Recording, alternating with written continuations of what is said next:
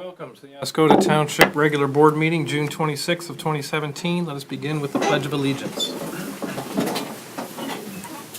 I pledge allegiance to the flag of the United States of America and to the republic for which it stands, one nation, under God, indivisible, with liberty and justice for all. Roll call, please. Ms. McGuire. Here. Mr. Palmer. Here. Mr. Gasky. Here. Mr. Cummings. Here. Mr. Nordine here. Mr. Byer. Here. Mr. Weed. Here. Are there any agenda additions? All right, hearing none, I need a motion to approve the agenda. I'll move that we approve the agenda as presented. Support. Motion by Ms. McGuire, support by Mr. Palmer. All in favor, say aye. Aye. All opposed? All right, the agenda is approved. Next, we're going to enter into a public hearing. I want to make sure everybody's clear that anybody who wishes to speak, we are talking at the public hearing strictly about the medical marijuana ordinance. Anything else you want to talk about township related, if you could have please filled out a card at the front, turn that into the superintendent, and that will be addressed at the public comment period. Also, this public hearing is to hear public input about the township ordinances related to the Michigan Public Act 281 of 2016 regarding medical marijuana. We're going to consider whether or not to continue with developing an ordinance. This in no way is about implementing an ordinance. That is something that has to be determined later on, could be months from now, we're not sure yet. But this is just whether the township is going to consider putting additional resources into finalizing a draft ordinance for approval later on. And there will be a 4-minute time limit per speaker. And when you come up to the podium, if you could please introduce yourself. So first, I need a motion to enter into the public hearing. So moved. Support. Motion by Mr. Byer, support from Mr. Gajewski. Roll call, please. Mr. Byer. Yes. Mr. Palmer. Yes. Mr. Nordine, yes. Mr. Cummings. Yes. Mr. Gasky. Yes. Ms. McGuire. Yes. Mr. Weed. Yes, motion's passed. We are now in the public hearing. All right, so if there's somebody who would like to speak, if you could please come up to the podium and introduce yourself. I have 4 people out now, I don't know which way you want to start. You want to go ahead first? All right.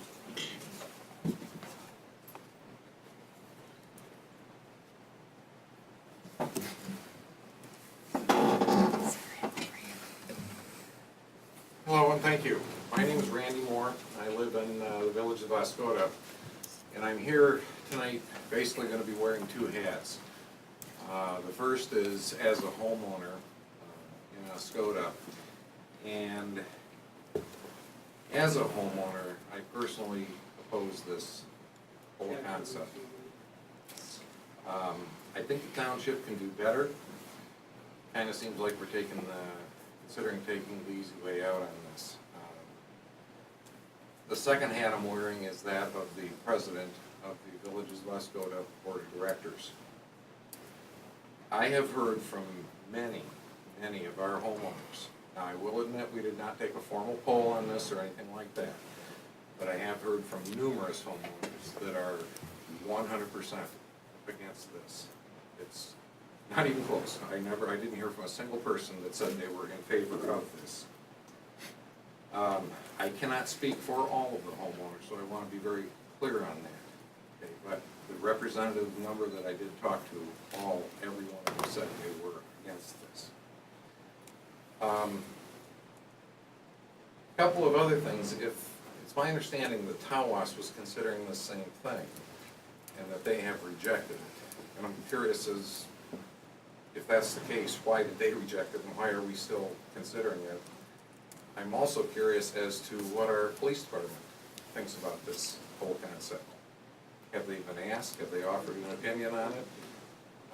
I think that would be something that the homeowners should be aware of, what their feelings are about it.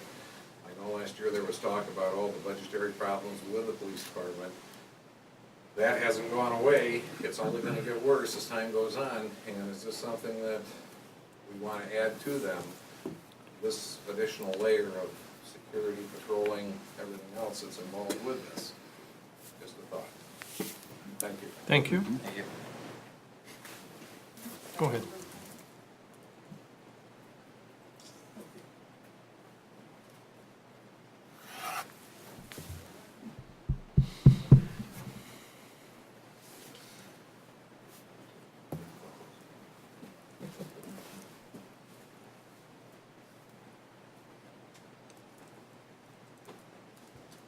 Hello, everyone. I'm Jeremy Spencer. I'm a local homeowner as well, and I'm out in favor of the proposal to further the township's interest in this medical marijuana practice. I understand that there are plenty of homeowners out there that are against this, and I'd like to point out that there are many of us that are homeowners that are for it as well. I understand you're saying that the police have not really offered an opinion. I would be interested to hear that. I do, thinking back on history when they had prohibition against alcohol and other things, a majority of the crime was done by the gang members that were involved with that. And when they made it legal, there's no more market for the illegality of it. And thus most of those gangs were either subdued or went out of business in general. I don't have any facts to back that up. But I just wanted to come out and say that there's plenty of us that are for it. The state of Michigan, the great state of Michigan, has and the people that live here have already voted to bring it in as and made it law that we are allowed to do these things. And I think that plenty of other states are following suit in that regard. Some of them have already even made it commercially available for recreational use. Colorado, for one. I don't believe that Colorado's had anywhere near the problems that a lot of people are thinking that we might. And I would say that to the opponents that, it's been long enough, and I think that if people are going to smoke it and they want to use it for medical purposes, that they should be allowed to do so in the privacy of their own homes. And I am not one to say whether or not they have that ability, other than me individually saying yes. That's pretty much all I've got to say. Just wanted to come out and let everyone know that there are plenty of people that are for this, and they're not going to stop, and we can jump on the bandwagon or get run over. Thank you. Thank you. Is there anybody else in here who wishes to speak? Yes, please. May I? Yes. Okay.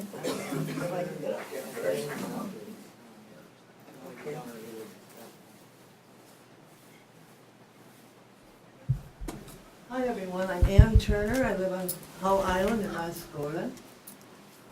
Needless to say, I am not for the approval of marijuana. I'm not making this statement personally against the board members, okay? But I do not feel you are qualified to decide for me and the other residents of Oscoda. I feel it should be put to the vote of the whole population, and let us all decide. If you are thinking of passing it as your main reason to make more money for the township, in this situation, I don't think the means justifies the end. Okay? And a friend of mine spoke to a narcotics agent in Colorado recently. We all know Colorado has approved it. They said they've had nothing but trouble since they had it approved.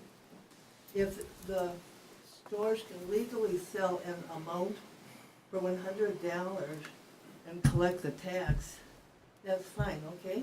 But it's your illegal people who are selling that same amount for $75 and no tax collected. And that's what we are gonna find if we have this. And of course, as a nurse, I'm against approval of the marijuana, okay? So listen, if you want it, put it to the vote of people, that's all I'm asking. I think that's the most fair thing. Thank you, everyone. Thank you.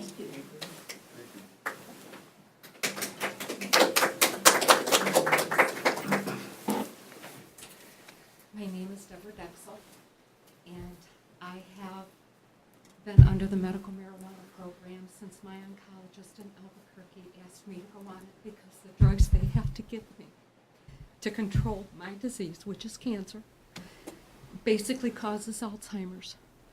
I am asking you, I will not come off the program after seeing when I'm on the drugs from the narcotics. If it was a pharmaceutical going in, we wouldn't even be here. But the drugs that they have to give me are so powerful that I couldn't even drive a car. I am not part of a communication. I couldn't sit here and talk to you. I am extremely frail right now, so I apologize for that. I'm only 6 weeks out of a hospital, and my last episode, only that was a complication from the radiation in 2013. I currently have to drive 3.5, 4 hours to Ypsilanti to get any product that is of decent quality. I'm asking you, if you do this, and I really hope you do, that you put stipulations on the quality, because there are those of us that use this as medicine. We are able to function in society using it as medicine. And we can be a benefit to society. There is a stigma with cannabis that many people have not overcome. And I would really like to take a moment and educate you, because there are 2 parts to cannabis, CBD and THC. THC is your high. THC is what controls pain. CBD, which I do a higher amount of that, kills cancer cells, medically proven, stops epileptic seizures, medically proven, controls the tremors. You can tell I haven't had anything. Controls the tremors so that I could sit here with a flat hand and paint my nails and not have a problem. It's all about what you do on medication for marijuana. You do the same thing that you would do as if you were taking a oxycodone, which is what I would have to take to control my pain. I don't want to take those powerful drugs. So I am asking you to look at it from the medical side, because that's how I look at it from. That's the only way I can look at it from.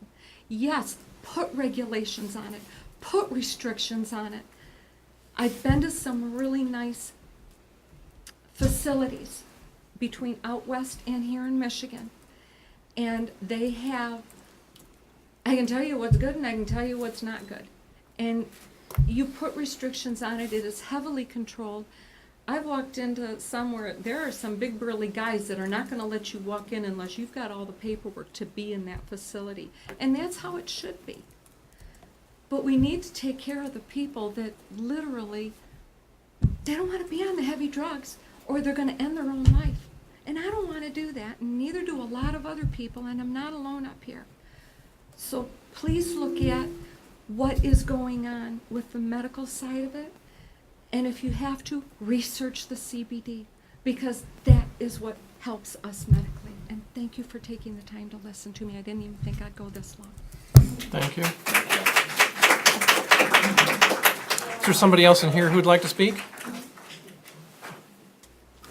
Oh, I'm sorry. That's all right, go ahead. Hi, my name's Rob Miles. I've seen you before and spoken with you, and again, I'd like to voice my opposition to anything to do with the medical marijuana ordinance. With all due respect for the young lady who was just before me, I don't doubt for a moment that there's medical uses for marijuana. And as she testified to or indicated, she currently receives her treatments. Unfortunately, she's a little inconvenienced because she's got to take long trips to maybe get quality product. To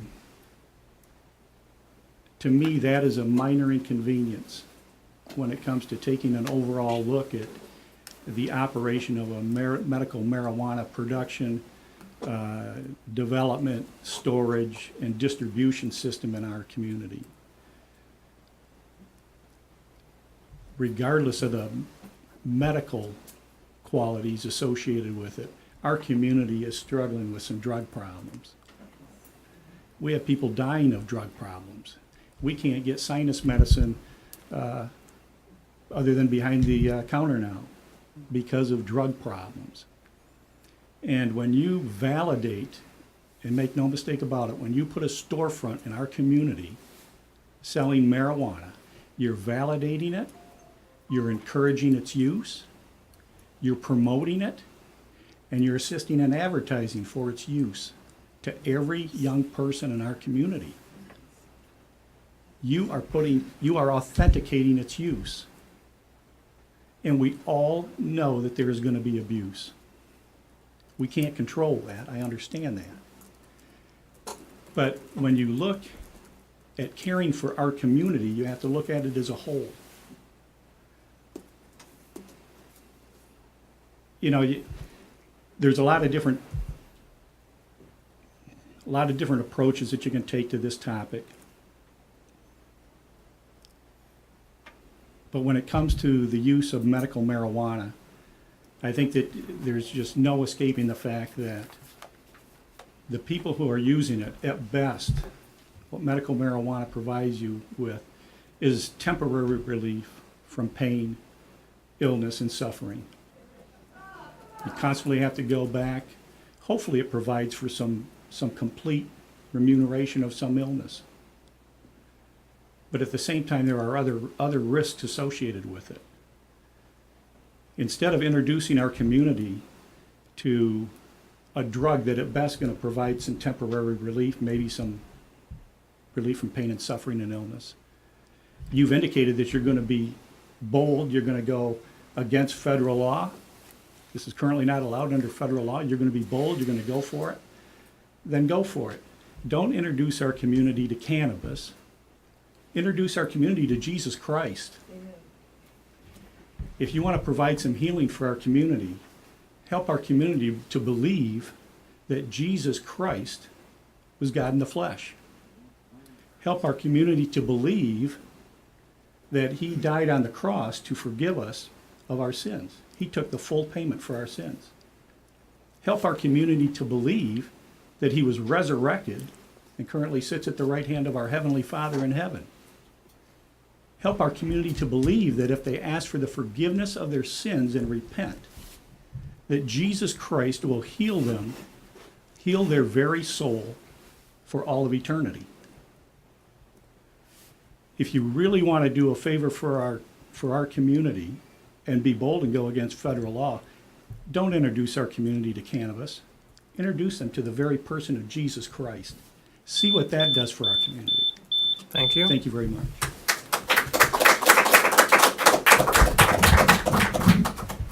I'd like to remind everybody if they could keep their comments quiet until at some point that you're publicly speaking, but we don't want to interrupt the people who are speaking. I got one over here, sorry. Ma'am?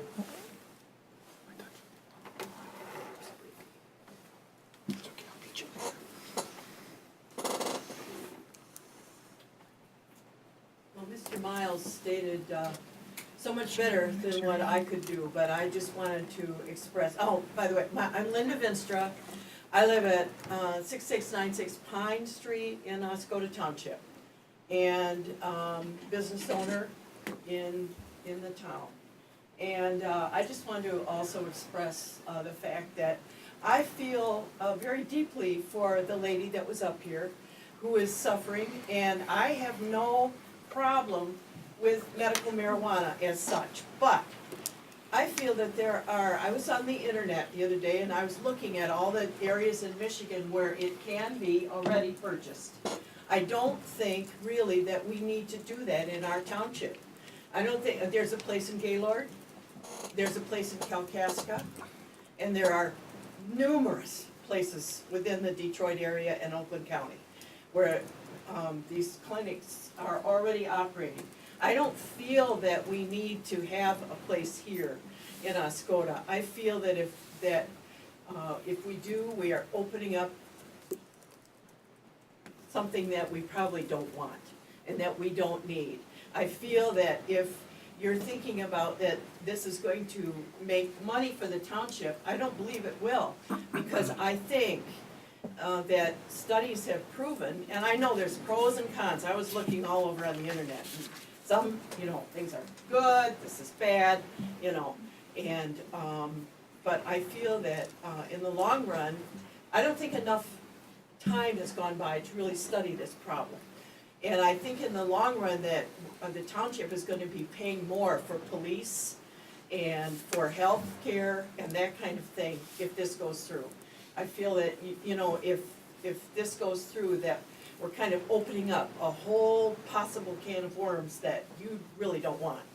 And, but Mr. Miles expressed in his presentation so much better than really what I could do, but I really, my husband and I both are really opposed to this. Thank you. Thank you.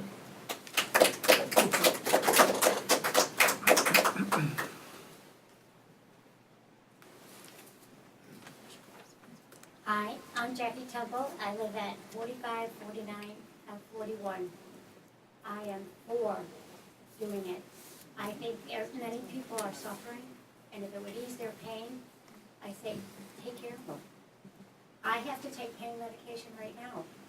And if there is a better option out there that would be lesser on my body, then I think, yes, I would want to try it. Because I'm the one that has to suffer every day. I'm the one that has to take those pills. And if I don't have to put such hard things in my body like morphine, I would be very happy not to. But when you have a certain level of pain and you cannot function, you cannot think, walk, and do things. I've prayed to God a lot, but so far, He hasn't answered my prayer on the pain. It's not gone away. I don't know how many years I'm supposed to suffer, or everybody else is supposed to suffer until we're done. But in my book, I say, do it. I'm sorry for people that are suffering. I know what pain feels like, and I know they do too. So I say, we should do it. Thank you. Thank you. Thank you. Anybody else here want to speak?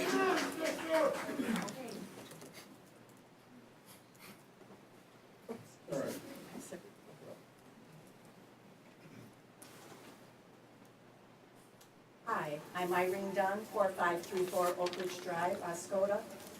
First, I would like to thank the members of the subcommittee appointed by the Planning Commission for dutifully carrying out the task issued by Aaron Weed and the Oscoda Township Board to write a proposed ordinance to authorize and regulate the establishment of medical marijuana facilities in the Township of Oscoda.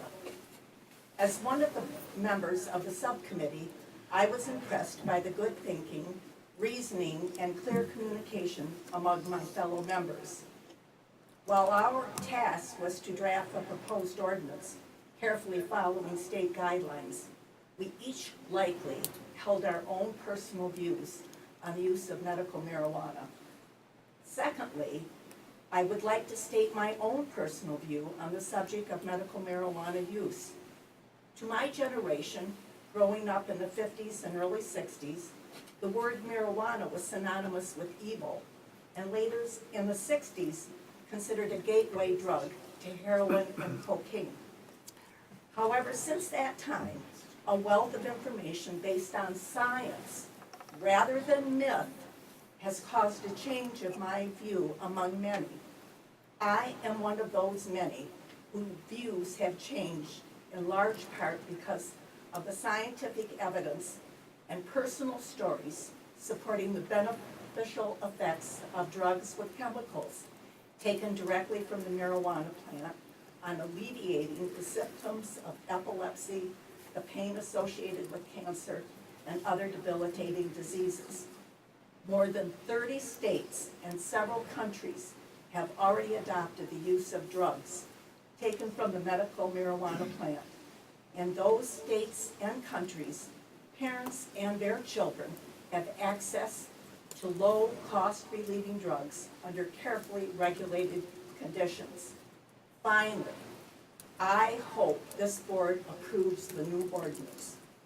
More important than increasing tax revenues or creating new jobs, this ordinance provides a service to citizens of Oscoda and the surrounding area, namely relief from pain and the suffering caused by debilitating diseases at lower prices and likely less harmful than many of the opioids sold by the big pharmaceutical companies.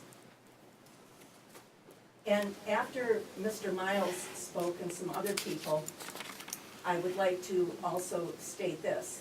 In June of this year, a bipartisan group of U.S. senators introduced a bill that would allow state medical marijuana laws to supersede the current federal prohibition on marijuana. The bill is dubbed CARES Act, C-A-R-E-R-S Act, which stands for the Compassionate Access, Research Expansion, and Respect States Act. The CARES Act would take CBD off the list of controlled substances, which would allow children in states where medical marijuana isn't legal to access the life-changing oil. The legislation would also allow the nation's veterans to access legal marijuana by removing the current restrictions that bar doctors at Veteran Affairs Hospital from prescribing marijuana to their patients. Thank you for listening. Thank you. Thank you.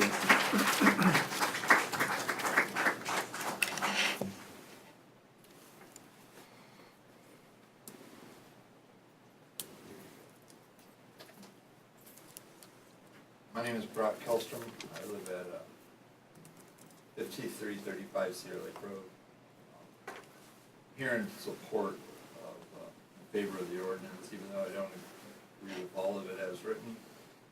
I do support the ordinance as a whole. On the subject of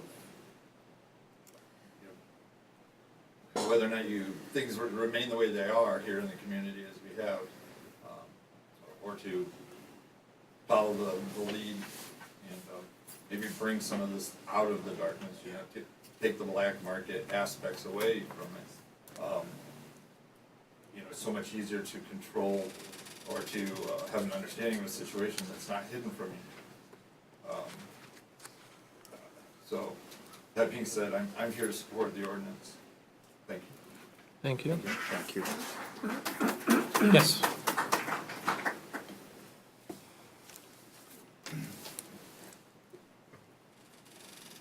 I'm Ray Gossett from the villages of Oscoda, and I'd like to know one thing.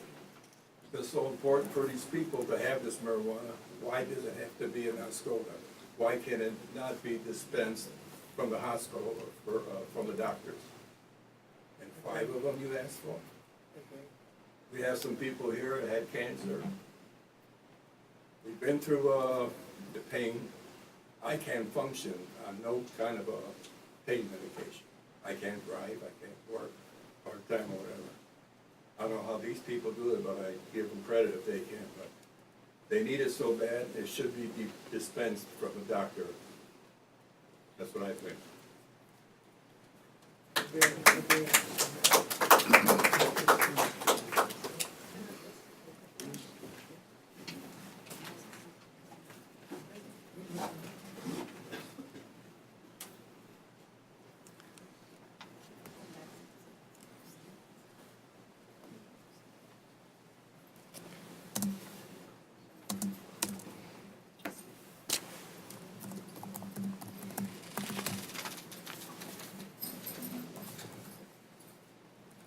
Yeah, my name is John Swicker. I'm with Northeast Michigan Normal, and I am here in support of the ordinance.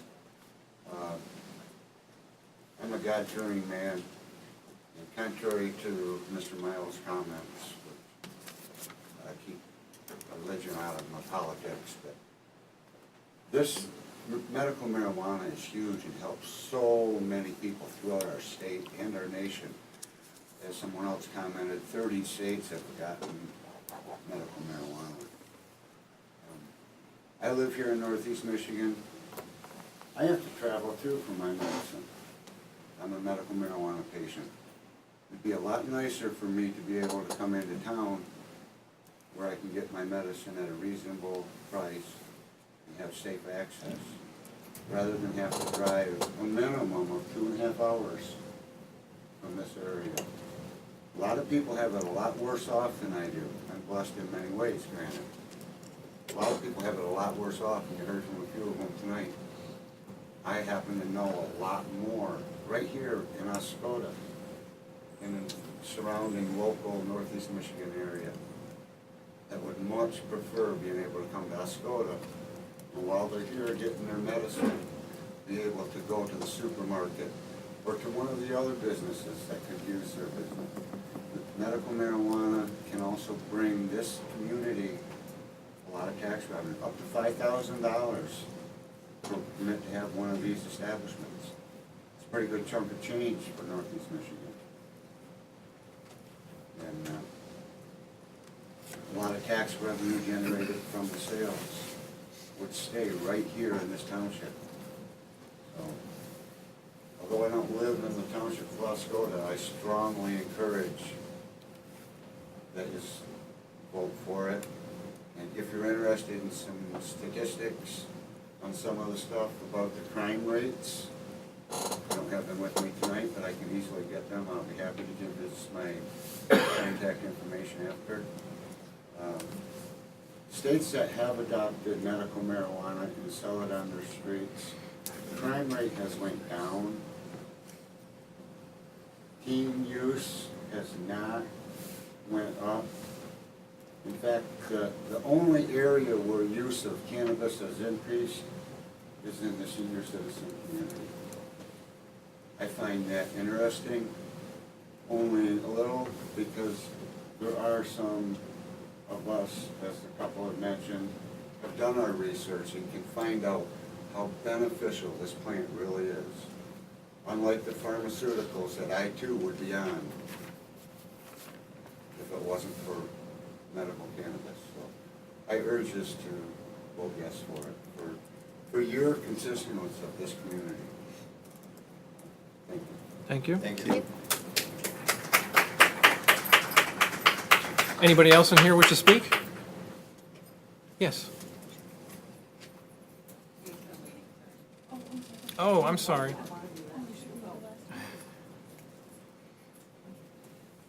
Sorry, I had to get this speak. My name is Anna Vaughn, and I live in Oscoda Township.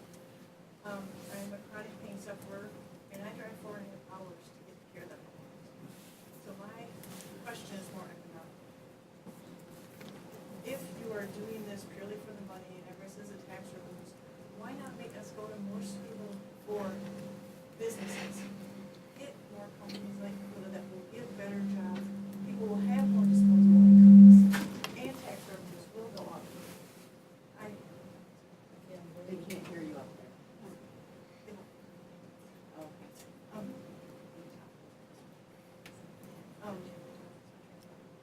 Why not make Oscoda more suitable? I mean, look at Tawas is right, and we're 15 miles away. What is the difference? I mean, why not make people come here, get skilled workers with more disposable income? I'm not saying those ladies that are terribly suffering, but maybe, I lived in Alaska. They approved medical marijuana in 2015.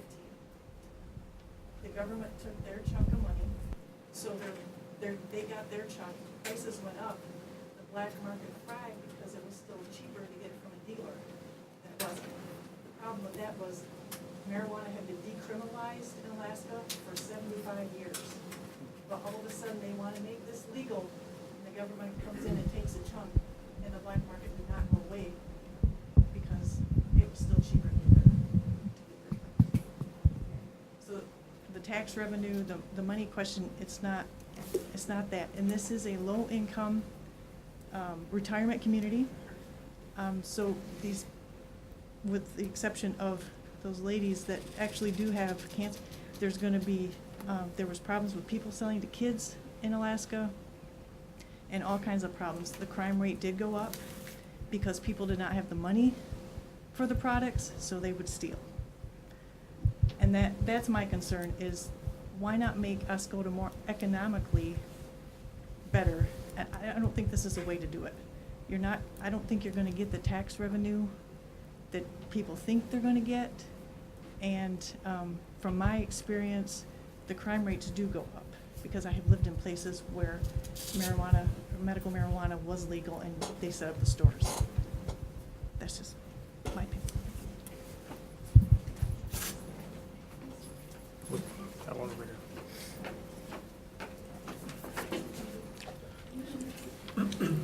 Hello, my name's Keith. I'm from Tawas. I'm here to voice why we should have medical marijuana facilities, both growing and dispensaries. First of all, I'm a combat veteran. I served a tour in Iraq. I have PTSD. And instead of taking opiates or whatever, I take cannabis. I used to take trazodone. It would help me sleep and everything, but I would get up in the morning, I'd be groggy, and I'd be running into stuff. With cannabis, I wake up and I'm fine. In regards of like traveling issues, right now as it stands, I have to drive an hour to go get meds. During the winter, it can be pretty risky. Also, I will state many others have to drive a lot further. This seems unfair when people that need pills and potentially dangerous opiates only have to drive to the corner of Rite Aid. Allowing medical marijuana facilities would make my travel shorter and less riskier when the weather is bad during the winter months. Also, besides me, travel for older medical marijuana patients is even harder. Seniors have trouble getting around as it is. In regards to the economy and jobs, guess what the #1 crop in the United States is? Cannabis. That's right. That includes both medical and recreational markets. This industry has created hundreds of jobs in states that have legal markets. Right now, we have over 20 states that have combined full-blown medical market and recreational. There's other states that have medical marijuana too, but they don't really have full-blown markets. In a rural area, we can use as much jobs as we can. I think everyone should be allowed to pursue the American dream. Some people want a party store to sell alcohol. Some people want to sell clothes. Some people want to be a doctor. Why discriminate against medical marijuana facilities? It's a business just like any other business. People that want to use it, like I said, people should be able to live the American dream. The stigma, some folks think it'll bring crime, and bad people. That's further from the truth. First of all, with the argument, shouldn't we be closing all liquor stores and party stores because they're being robbed? And it does happen. We all know that happens. What about Walmart and Tawas? Some days people are caught shoplifting. Well, it's ban Walmart. Of course we don't. Also, I am not saying that people don't try to break into medical marijuana facilities, because any business, there's money, there's potential for someone to break in, and that's why you have safeguards like any other business. Let me get back to like I said, there's money, there's safeguards. Medical marijuana. When you walk into a medical marijuana dispensary, you're greeted by someone. They check your ID. They check to see if you have a medical marijuana card. And then you go sit down, or you go into another room where you're greeted with a bud tender. And then in that other room, usually the bud's behind the counter, so it's even heavily more regulated than alcohol. Despite with cannabis, you can't overdose on it, unlike alcohol. So really, if the only people who get it is people that have a card, and if minors are getting it, it's because there's adults giving it to them, and that could happen anyway because there's caregivers and stuff. But anyways, in regards to health, most people take let's see how much time I have. Anyways, medical marijuana facilities will sell things like edibles and other products that are potentially more healthier for your than just going to a caregiver. They get and get bud that some of them don't know how to do edibles and stuff. So you're gonna with dispensaries, you're encourage more people to use edible form, which is more healthier. In regards, I seen the police. We should ask the police. Well, true, but we have to remember they enforce the law. They work for us. In Oscoda County, it passed 55%, and Colorado has the lowest unemployment than other states in the United States right now. Thank you very much. You're welcome. Thank you. Somebody else in here want to speak? Okay.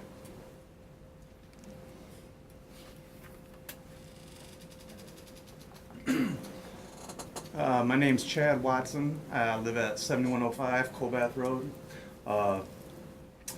I think I'm for it. You don't understand. People deserve their medicine. Okay, if you deny, we voted for this. It's approved. It's here. It's now. We need to be for it. If you don't, it's good medicine. That guy's a hero. He's a hero. He deserves his medicine. Seriously. If people have to travel to Gaylord, Flint, that's gas money. it can stay right here. When that money goes to Flint, then it's being spent in Flint. It's not in Oscoda. Money can be spent right here. I'm serious about this. I'm very passionate about it. It's important to me. We need to prove this. So, thank you. Thank you.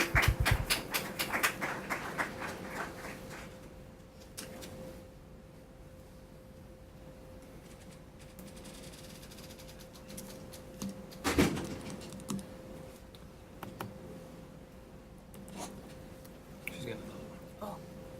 Oh, thank you.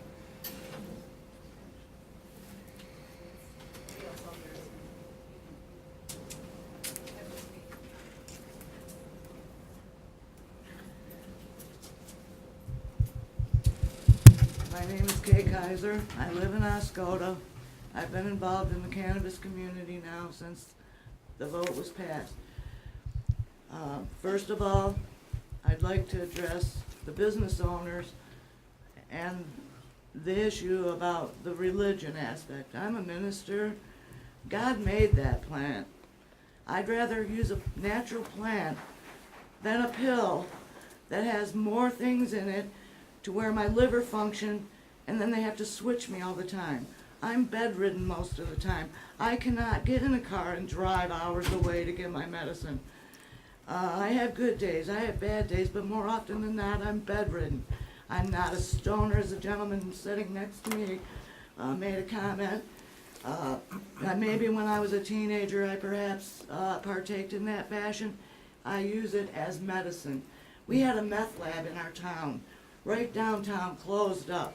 Now, if that can happen, I would much rather see a natural plant being used by people that are not, we are not breaking the law. We have to pay money, and I live on disability very little, and I worked hard all my life. I wish I could work again. I wish I had my health again. Maybe if people could understand, it does help people. People with seizures, babies, children are dying. When a drop of that under their tongue can fix them in less than 5 minutes flat. I think the business owners perhaps are afraid that they might lose some money. I don't know what that's about. But on another note, our town, there's so many empty buildings, and I've been to these meetings before, and some of you may recognize me. It's sad to me. I've moved away for so many years, and I came back to a very sad state of affairs. I want to see this town thrive again. We need our medicine. We're sick. Some of us, and some of the people here, I don't even want to say it, but they could be dying. And to me, it's about compassion, and it's not about partying anymore. This is our medicine, and we need our livers and our other internal organs to not be ruined by big pharma. And the talk about a doctor prescribing it, every person is different. Every strain of cannabis is different. And until a patient tries different ones and gets to a point where they know what works for them, I prefer eating it. But I'm sorry, Kay. I'm sorry too, but please, please, people, save our town, save our health. Thank you very much.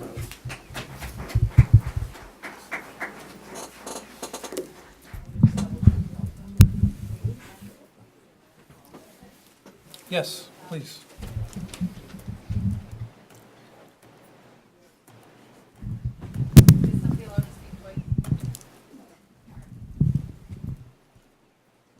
Hi, my name's Linda Munson. I live at 9613B Missouri Street, and I am not against medical marijuana.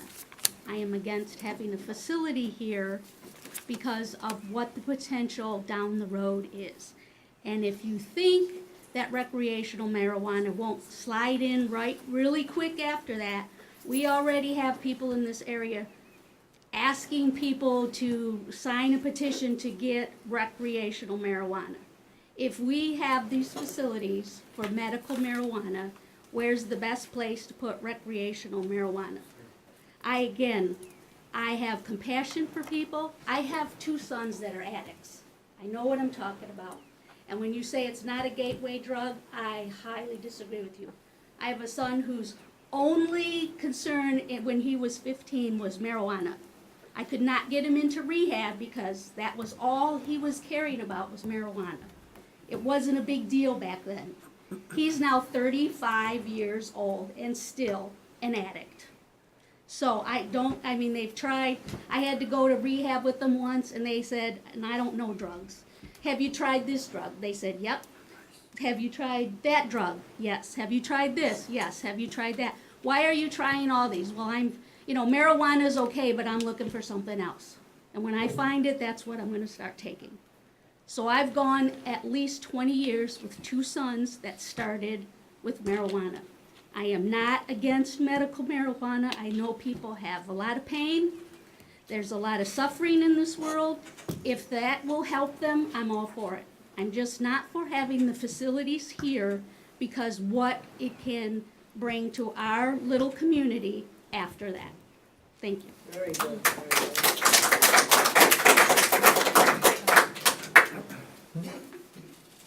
Very good.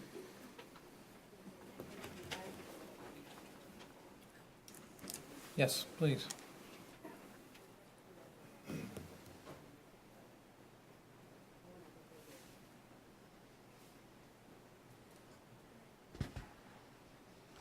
Robert Tazier, Hillcrest Drive. I chair the committee that wrote this draft ordinance. I'm not here to talk really for or against it. I just want to point out some facts about things that may be misunderstood in this community. One of them is medical marijuana was passed in 2008 by the state of Michigan overwhelmingly. That's a fact. In Oscoda, medical marijuana is here.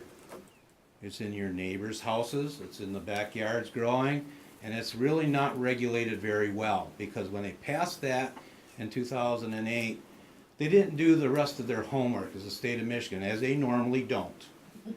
Okay? The only point that I'd like to bring across here is an ordinance is just that. It's a law. It regulates what is there. In September of 2016, the state of Michigan decided to go about and fix what they didn't fix in 08. They decided to license things properly and put the restrictions on it. You heard people talk about different strengths and they have to travel here and there to get. The state now is regulating this like they would in alcohol. You got 80 proof alcohol, you got 100 proof alcohol. They do all of that. So they're in charge of making sure that everything is not only regulated by the potential of what they're trying to extract from it, they're regulating the pricing, they're regulating the enforcement, they're regulating everything about it. They're regulating so much about it that they're not done regulating. They put a moratorium on it until December of this year so they can put more regulation in it. But there was a handout here tonight that showed the actual licensing act. That's what we're talking about here, is the licensing act. That is the part that people really got to pay attention to because that affects us here. That means that we're going to have secured facilities. And by the way, once you have an ordinance, it doesn't say if they change the laws for recreational or medical. It's still an ordinance that regulates, and so is the Licensing Act. It still will be licensed according to the state of Michigan, regardless if any changes come recreational or medical. It's still licensed. Okay? Those are the points that I want to bring out. And you heard stories, both ends of it. I understand that. We were tasked to write an ordinance according to the law. And that law is a law that is the ordinance is a good one for Oscoda. It regulates it to a point that I believe is safe for the community. And it will bring in jobs here. Sooner or later, you got to bring something in here to make jobs. That's one of them. That'll bring tax revenue. Read what it says in the Licensing Act, how much. Because remember, the number one crop in America is cannabis. You might as well get some of that out of it and have it regulated safely. Have it regulated so that if it's gonna help and benefit people, then do it the right way. And that's all I'm asking for people to consider. If you're looking for a medical marijuana ordinance in this community, this one, I believe, is a good one, and I think the Board of Trustees needs to look at the merits of what the law states and what our ordinances is stating on here, and vote on it by that. I thank you. Thank you. Anybody else?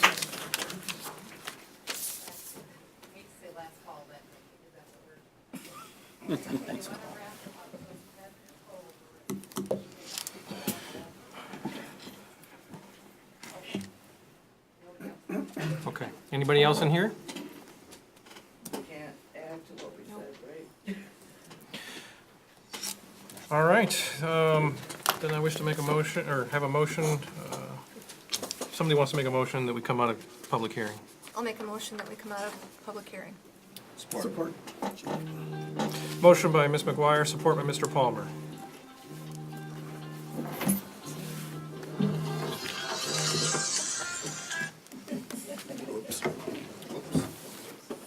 Roll call. Mr. Gasky. Yes. Ms. McGuire. Yes. Mr. Byer. Yes. Mr. Nordine, yes. Mr. Cummings. Yes. Mr. Palmer. Yes. Mr. Weed. Yes, motion's passed. All right, so later in the meeting, we will discuss this subject further. We are now going to press on with our other business. First is the presentation for our 2016 audit.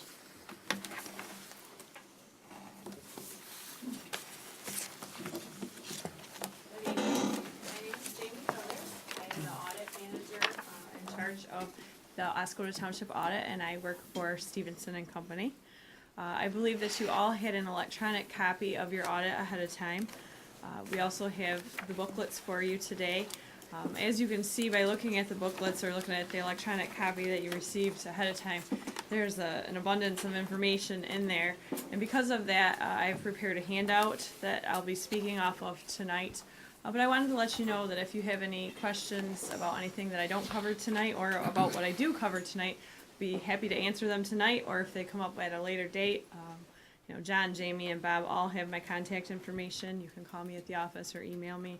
Be happy to answer any information or any questions that you had. So when we come out to do the audit, we have two main parts to our audit. We look at the numbers to make sure that they're materially correct, and then we also look at your internal controls or your checks and balances and make any recommendations that we may find or report on any weaknesses that we may find.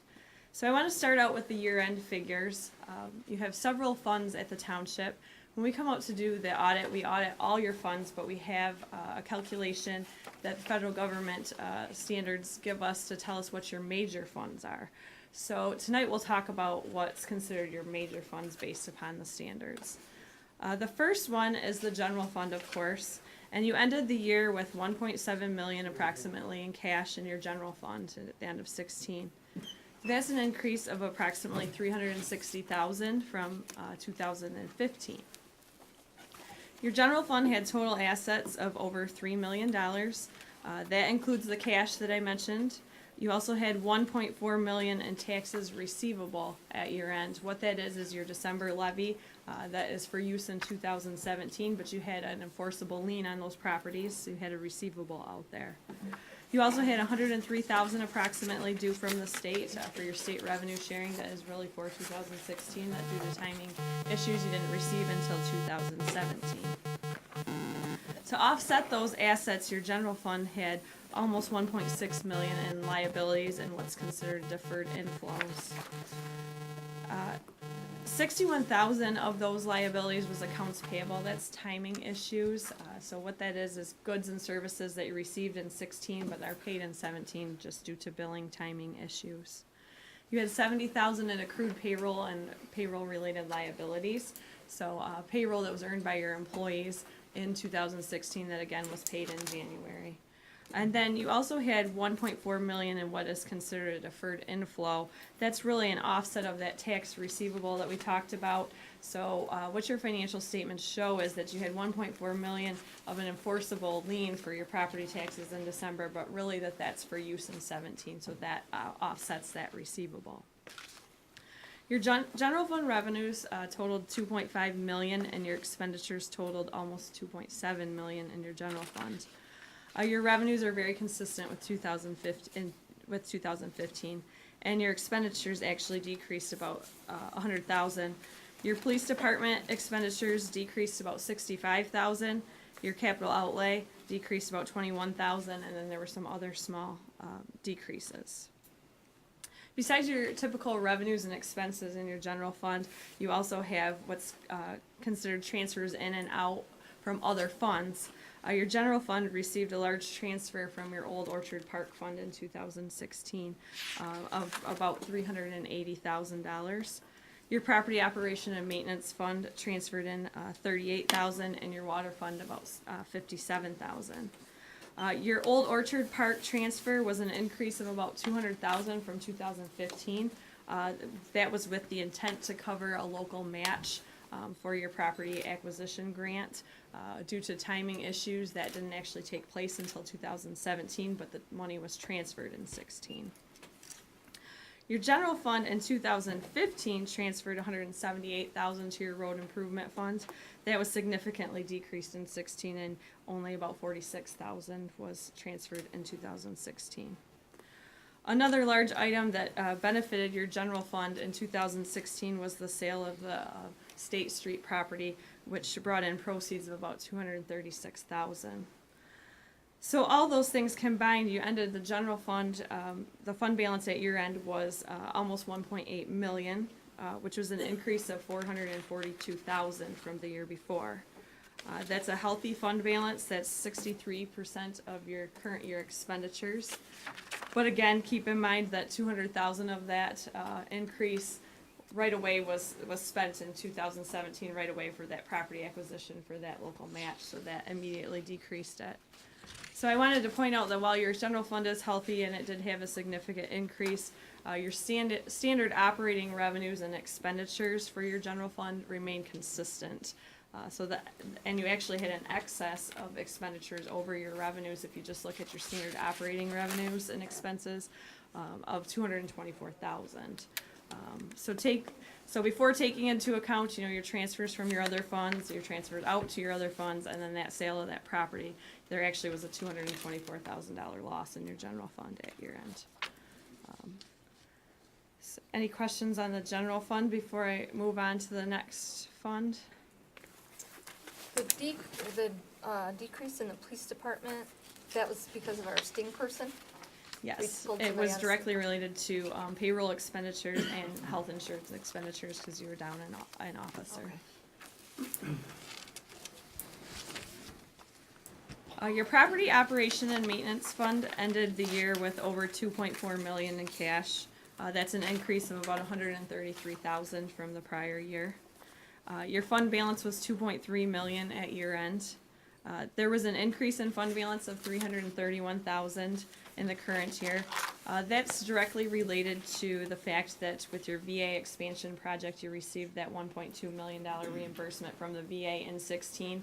The expenses were split between 15 and 16, but the reimbursement actually came in 2016, so you recognize that bump in fund balance in that property operation and maintenance fund. Your next major fund I want to talk about is your sewer disposal system fund. You had unrestricted cash in that fund of approximately $1 million at year end. That's a decrease of almost 200,000 from the year before. You had total assets of over $6 million. Something to point out is that over $6 million in assets includes 4.5 million in infrastructure assets. So that's not cash, that's not something you could spend. This fund recognizes your infrastructure, your actual sewer system assets are recognized in that fund, so that's included. And almost 2.4 million of that 4.5 million was part of that wastewater treatment plant that you just completed in 2016. To offset those assets, that 6.26 million in assets, you had liabilities of almost 4 million. $300,000 of that is your accounts payable, that's a timing issue with bills, but also $3.6 million of that is your bonds payable. 2.28 of that was used to finance the cost of that improvement project. Your sewer fund had operating income of approximately $270,000 in 2016. That is an increase of $105,000 from the year before. That's directly related to the increase in rates in your sewer fund charged to your customers, which was needed to cover the debt obligations that was taken out to finance that large project that you had to do. Your water fund had significantly less major activity, but you had unrestricted cash of just over $1 million at year end in your water fund. Again, you had total assets of approximately $9.5 million, but keep in mind that $8.2 million of that is your infrastructure and your water system itself, not cash that can be spent. Your water fund had an operating income of $118,000 at year end. That's an increase of about $62,000 from the year before due to some decreased expenditures. The next fund I want to talk about is your Old Orchard Park fund. There was $356,000 in cash at year end. This fund operated at an operating income of $320,000 this year, and once again, which is common with this fund over the years, it was able to subsidize your general fund, and again that transfer was over $380,000 this year from the park to the general fund. The last fund that I wanted to talk about tonight was your Health and Community Center fund. You had cash at year end of $71,000. The fund did operate at a loss this year of $60,000. $40,000 of that was covered by a transfer from your property operation and maintenance fund. You had an overall loss after that transfer of about $19,000. I did want to point out that that does include depreciation expense. Depreciation expense, again, is not a cash expense. That is an accounting entry that represents the wear and tear and use on the community center and its assets. So if the loss, if there was no depreciation expense or transfers, would be about $27,000 in that Health and Community Center fund. Another item that I wanted to talk about, and we talked about last year, but I do think it's such a significant number that we need to talk about it again tonight. When we prepare your financial statements, you have your typical fund financial statements that you're used to seeing, your general fund, water, sewer, like we just talked about. We are also required to prepare what is considered a full accrual set of financial statements, and in those, we then have to recognize all long-term liabilities and debt, and in those financial statements, for the first time last year, we had to recognize your unfunded, your net pension liability. So this is year 2 for recognizing that, and that is if you have a defined benefit pension. How that is calculated is it's the difference between what you have set aside in a trust at MERS and what the actuaries are estimating that your future benefit payments will be. It's a simple concept. There's several complicated calculations that go along with it.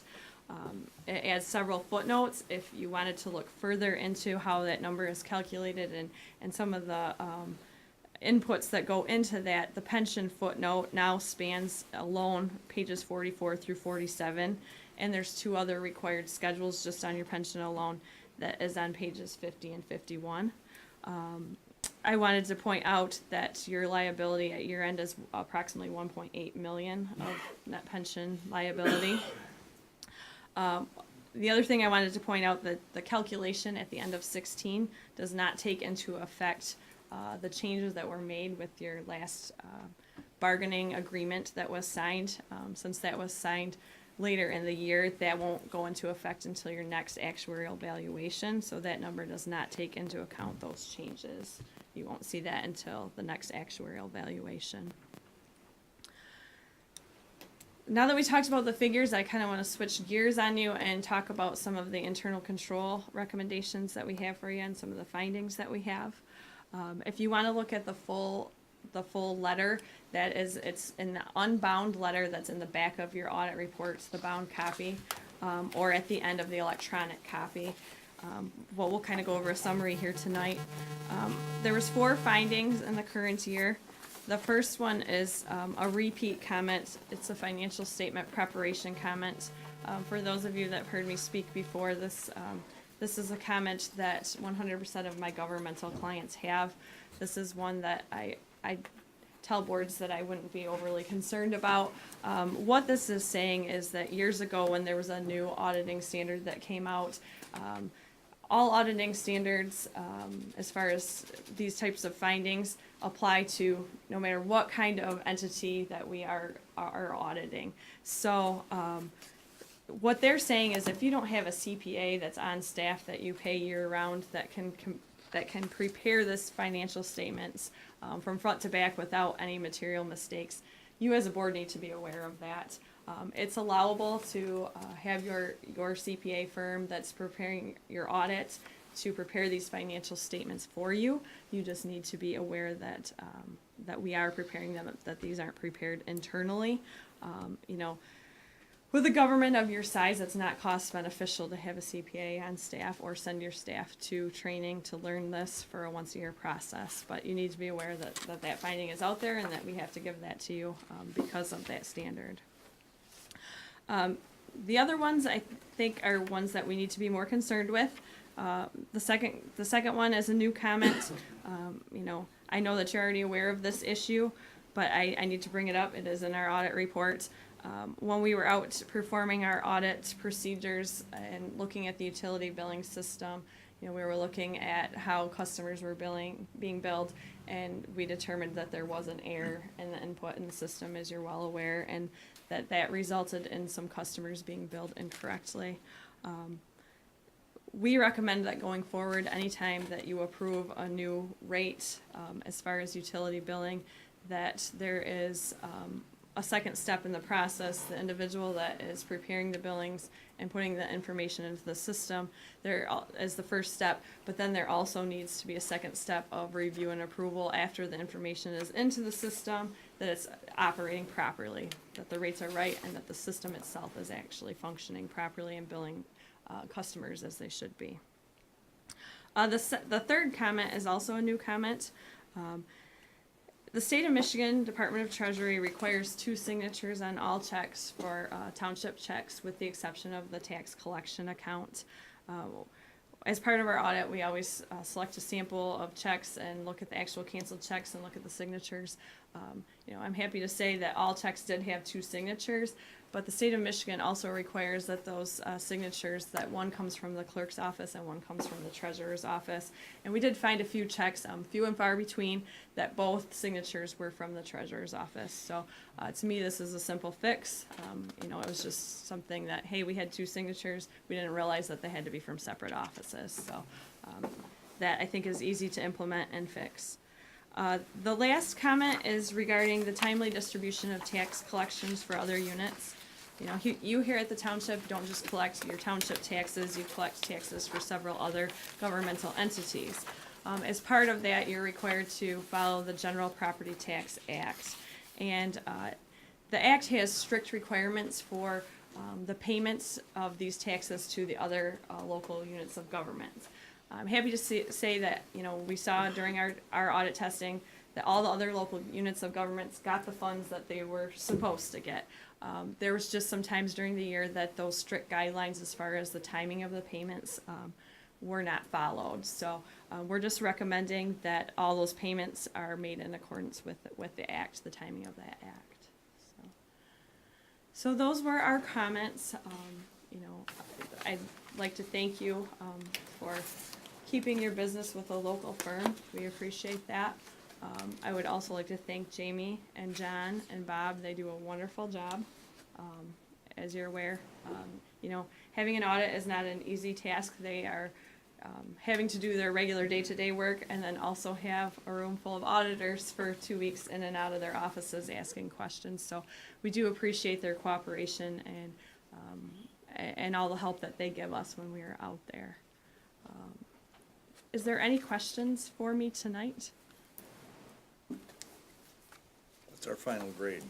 Final grade? Oh, I'd give you an A. Just need some improvements. Those few areas we talked about. I have a couple more. Okay. You talked about the pension liability. I think you said it was 1.8. Yes. Is that terrible or average or good? You know, as far as the number, it's, I guess, more beneficial to look at your funding percentage if you're comparing to other entities. You know, I think your funding percentage is pretty similar to other governments in the state of Michigan. You know, while it's not great, you're not the only one in that boat. Mhm. It's certainly something that needs to be looked at, but there's several factors. I know you as a board and Bob and Jamie and John have been working with MERS to work on that number. But funding percentage wise, you're right where a lot of my other clients are. Over the years, you've suggested improvements, changes, fixes. Have they been followed? Or are you find yourself repeating? No, typically, you know, what I've seen with the township here is, you know, when we give a comment, it is taken seriously by management and implemented. And I typically get a lot of questions, whether it be from John or Jamie or Bob or even, you know, Al at the park, is that everybody wants to comply and that they ask a lot of questions to make sure that they do comply and that things are done properly. I've never had any pushback from anyone at the township as far as taking our recommendations seriously. Any other comments? All right. Thank you very much. Thank you. All right, next we move on to the public comment portion of our meeting. Each person has 4 minutes to speak, and for this first one, you have to fill out a card that's up at front and turn it into our superintendent. So since we already had the public hearing on medical marijuana, do we have any public comments that are non-medical marijuana related?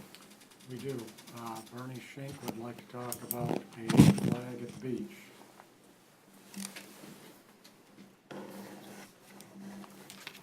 Yeah, Bernie Schenk, Nebraska Street. At the beachfront park, we got a beautiful flagpole down there, but it lacks a flag. Do we have one? What happened to our flag? Don't know without checking.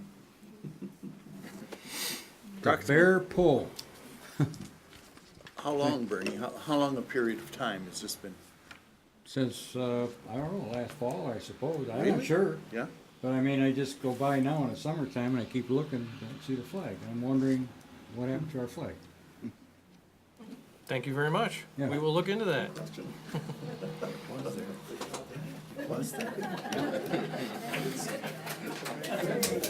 Do we have any other comment cards? We do not. All right. Then the floor is now closed to public comments. We shall now move on to our consent agenda regarding the approval of minutes from June 9th and June 12th. Our finance for payment of bills of $35,536.38. And the informational report from our superintendent regarding the purchase of a chipper. Any comments? All right, hearing none, do I have a motion for approving the consent agenda? So moved. Support. Support. Motion by Mr. Palmer, support from Mr. Byer. Roll call? Mr. Cummings? Yes. Mr. Byer? Yes. Ms. McGuire? Yes. Mr. Palmer? Yes. Mr. Gasky? Yes. Mr. Nordine, yes. Mr. Weed? Yes, motion's passed. Next, we move to subcommittee and board project updates. I'll first start off with the Bikepath update. The attorneys from both the county and Oscoda Township are going to get together, or they're trying to work scheduling, getting together, communicating the agreement that we've submitted to the county, and we're awaiting a response regarding that. And I'd like to add that our representative, one of our representatives for Oscoda at the county level, Jeff Johnston, was in fact very supportive at the last county board meeting in helping change the direction and opinion of the board compared to the prior meetings. And having spoken very firmly about him in the last meeting, I want to give him credit for what he did since then. It was exactly what was needed. Yeah, I'd like to say that three of the board members, three of the commissioners there had done a fantastic job regarding the bike path and the agreement we have. Do you know if they set a date for this week for the special meeting? They have not yet. Not yet. I believe it may be Friday. I looked right before we came. Friday Oh. at 9:30 was on their website. Thank you for that. You're welcome. Next, the water main extension that we are doing on Vanneton Dam Road, Forest Lane, and Rose Lane. Sorry, I was waiting, there's some people coming with cameras, but let's direct them.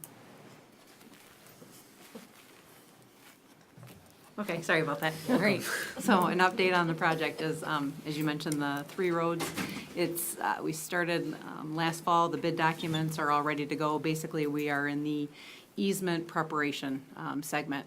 So our attorney is working with the engineer in regard to the easements, and as soon as those easements are prepared, we have intentions of going out and either, going door to door or contacting people to sign those easements. But we need to obtain the easements because we have 2 private roads. Vanneton Road, there's a small section that is actually public, but the majority of it is a private road, and then Forest is all private. So we have to get the easements in place before we go out to bid. So the bid documents are ready, the plans have been approved by the DEQ, so we're ready to go out to bid after easements. Thank you. Next, for roads, do we have an update regarding Alexander and Shorewood road improvements? Not really an update, well, partial. I understand the beginning of Alexander, where it splits off from F-41, was always the worst part.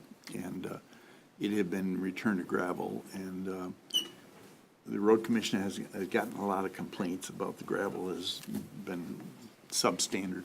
So I guess they put a temporary coating of wrap material on it, which doesn't please the people either.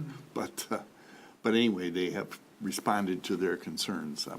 And a question to Bob here. I know the focus of the road commission is repair of the River Road Bridge with a deadline in later July. Are they doing that themselves with their own workers, or is that contracted out? The bridge project? Yeah. I believe it's contracted out, but I'm not certain. I asked the question because I wonder if that project was, which is very important, and I understand that, if they're using their own workers, then I can see why they haven't gotten to Alexander yet. I think the scenario with Alexander is they prefer to wait to do anything with Alexander until they can get the Shorewood special assessment in place, do the improvement there, because they don't want to traverse over the new seal coat. Right, okay. It's a sequence issue. Yeah. Have they given you any kind of just rough estimate of when they're gonna?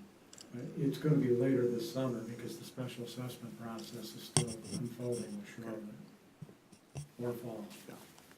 Oh, okay, all right. That's all from me. All right, anything, update for the Restoration Advisory Board selection process? Yes, we have a board in place. We ended up with 8 automatic seats. Those are people that are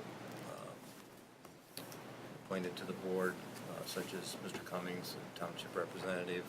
Oscoda has a representative, those kinds of things. Some people from the health department, DEQ, those types of positions. And then we have 9.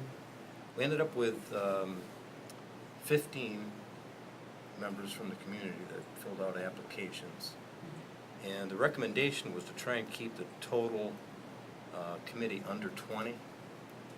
So what our committee decided to do was divide the 15. We didn't want to cut anybody out. So what we did is we made a list of primary candidates and alternates. for those primaries.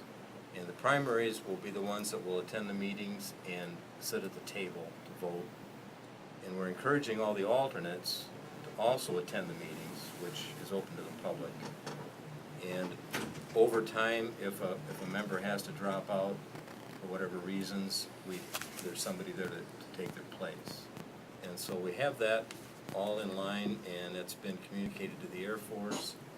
The Air Force has hired a facilitator to run the meetings, and the facilitator will be contacting every member on this list, just to give them a little overview of what the whole RAB situation is going to be. And then the Air Force will be sending out a packet to everyone on this list, the primaries and alternates as well. And they're trying to schedule the first meeting for the first week in August. Originally, it was going to be July 26th, but in hiring this facilitator, it slowed them down a little bit, so now they're looking at sometime that first week in August. And then hopefully they would like to, and that'll be an orientation meeting. And so that will be for both primary and alternate members. We want to have everybody there for the orientation. And then they're hoping to have a regular RAB board meeting on sometime in October, probably late October. So that's where we're at. So the board is pretty much in place and just waiting for notifications for everybody of when and where. So, and it's a very good list of people that we have that put in applications. I think this will be a very effective board. Just good. All right, a Oscoda Community Center Committee update. Just the last meeting was canceled, rescheduled for July, I believe, 10th, 13th at 10 o'clock. That's the last word we got. All right. Anything else for updates? All right, then moving on to reports. First from Superintendent is the USDA grant for patrol vehicle. Yes, I've attached to my report a memorandum from our Chief of Police outlining his intent to pursue a USDA grant which would finance about 55% of the purchase of a new patrol vehicle. We have used this program in the past for the same purpose. Most recently, we received an award of about $16,000. In this case, specifically based on the estimated budget, the grant award, if we were successful, would be $17,600. Mark indicated that part of the reason for the additional cost is we have baked into the cake, if you will, the conversion as opposed to doing it in-house after we receive the vehicle. The installation of the equipment, which many of the board members might recall, took an extended period of time with the last vehicle. So it's gotten to be more complex and time-consuming. We thought it would be more effective to roll it into the grant and contract it. Any comments? 2018 vehicle or 2017 It would be a 17. leftover? I'll double check though. That's my. Any other comments? Is there a motion? I'll make the motion that we submit the USDA grant application for the grant funds amounting to $17,600. I'll support that. Motion by Mr. McGuire, support by Mr. Weed. Roll call. Mr. Nordine, yes. Mr. Cummings? Yes. Ms. McGuire? Yes. Mr. Byer? Yep. Mr. Palmer? Yes. Mr. Gasky? Yes. Mr. Weed? Yes, motion's passed. Next, wastewater lift station evaluation. Also attached to my report is a communication from a representative of the Spicer Group relative to ultrasonic testing of the wastewater pump stations. The work is being recommended after visual observation of several of the lift stations wherein corrosion was noted as a potential concern. If we move ahead with the work, it would be part of the SAW Asset Management Grant Program. Spicer is recommending a contractor that they have worked with in the past to do this type of testing with good result. The cost would be $9,369. It would be, again, incorporated in the SAW grant budget, for which, in Oscoda's case, there is no local match. The completion of the work would seem advisable based on what we know, and the reason specifically it's being brought before the board is that it exceeds administrative spending authority. Although the SAW budget's been approved, this particular component was not part of the budget. So I thought you ought to be aware of it and comfortable with the fact that we would be authorizing Spicer to subcontract for this work. So that is what I'm seeking, is endorsement from the board to facilitate to have Spicer facilitate the ultrasonic testing. This would involve 9 lift stations. Any comments? These all in the Wordsmith district or in the Oscoda district? My understanding is that there are at least a few off base. Most of them are on the old Wordsmith Right. district. The engineer wasn't certain as to the breakdown. I followed up on Friday. But she did indicate she thought at least a few were non-Wordsmith related. How did he select which ones, which of the 9? I assume by the visual corrosion, the presence and extent of the corrosion. And the feedback I got, there was a question Friday morning about what causes the corrosion. Apparently the most common cause is if there's plumbing that leaks and the sewage gets in the bottom, it corrodes the floor. The soils can have an effect, whether there's electrolysis or the actual content of the soil itself sometimes causes corrosion.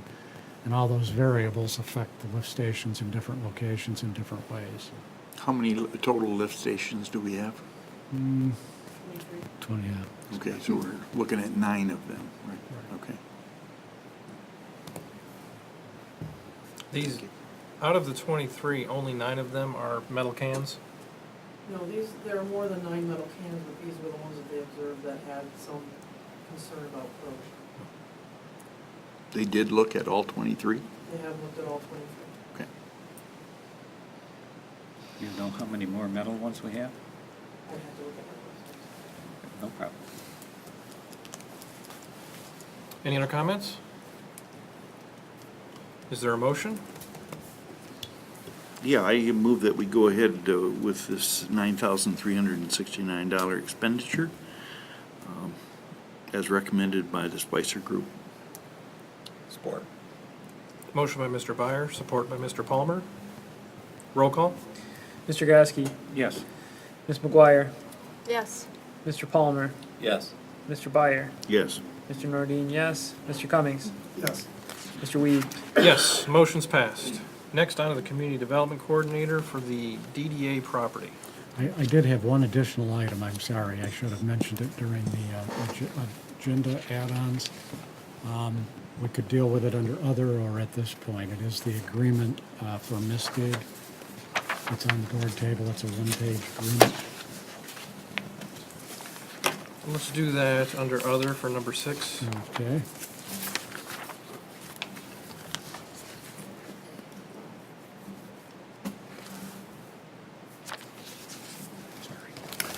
That's okay. I forgot already, did you give the introduction of the DDA property, the subject? Okay, Is sorry. everybody good with that being under other for number 6? Yes. Okay, go ahead. Great, thanks. As the board will recall, the township's assessor recently did an audit for the township owned properties for the real estate broker RFP that we are working on. In performing that search, the assessor noted 2 properties that were owned by the DDA, but the recorded deed implied a joint ownership between the DDA and the township. The 2 properties identified in the 2 properties are the property in the building that the DDA just purchased on it's the corner of Michigan, basically, for the artisan market. And then several years ago, there was a former H&R Block office that was donated to the DDA, and we tore the building down and put a walk-through park there, and that's the property that's located between the Oscoda Press and the Oscoda Flea Market. So, that property. In order to clarify the ownership, the township's attorney has prepared a quitclaim deed that would basically clear up the question mark of the ownership from the supposed township DDA joint ownership to just the DDA ownership. So it's in the agenda or it's in your packet this evening for approval. Any comments? I'm just curious, how did they do the closing on that property that was purchased without having that deed in place? There were deeds, I guess I'm not understanding the question. We had a deed that was done. It's the assessor is saying the way it's written, it's in there. It says Charter Township, there was a warranty deed that was done in the, I think in both of them, actually. On the closing on the property? In the closing on both of them, yes. What are the dates on those? One was done, one was this year, 2016, October 24th, and the other one was in 2009. And they were both warranty deeds. 2006, I think. The warranty deed was recorded. Oh, no, you're right. Yeah, right. So basically, I mean, I guess it says Charter Township of Oscoda, a line Downtown Development Authority. I mean, I'm also the DDA director. So the DDA is the Oscoda Township Downtown Development Authority. So it's just a yeah. It's kind of a technicality. It's a technicality, yes.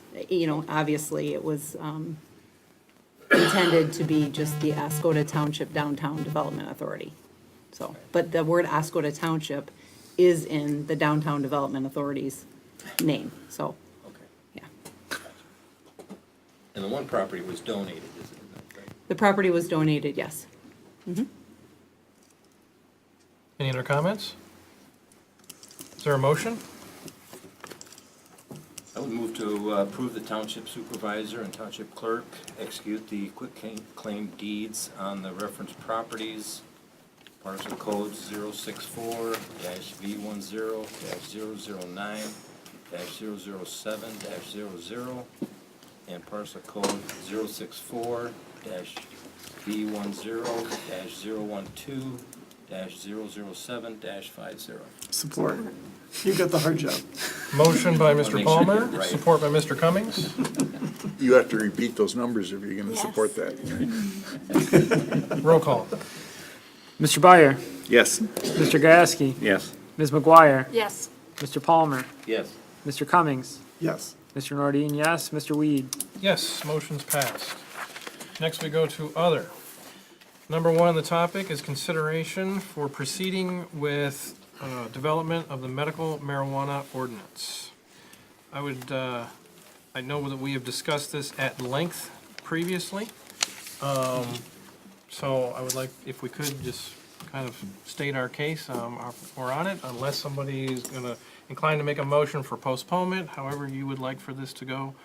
But I do kind of wanna prevent anything where we start beating a dead horse here if we're kind of repeating things or. I'd just like to point out, in case anybody didn't look at the new ordinance completely, we've taken out the dispensaries out of B1.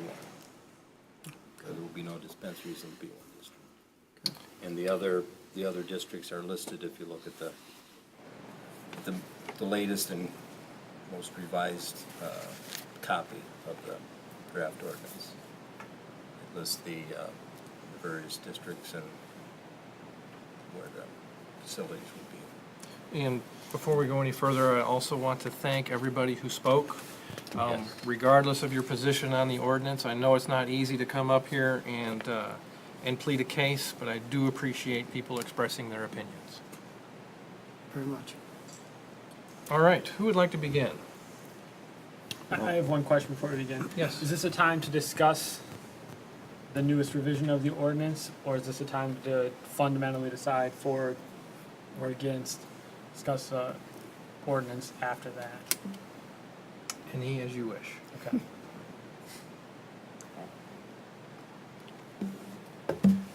You had asked us in Friday's meeting and mentioned in 2 weeks prior meeting, you wanted us to prepare our perspectives. Is this the opportunity you're asking us to Yes. to take advantage? Okay, very good.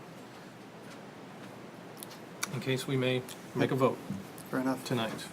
Well, I have prepared a position, so if you'd like me to present it, would you like to give me my 4 minutes? Please, go ahead. All right. You get 4 minutes? That's what we were told in the Friday meeting. Speak fast. Absolutely. Mr. Weed does not discriminate.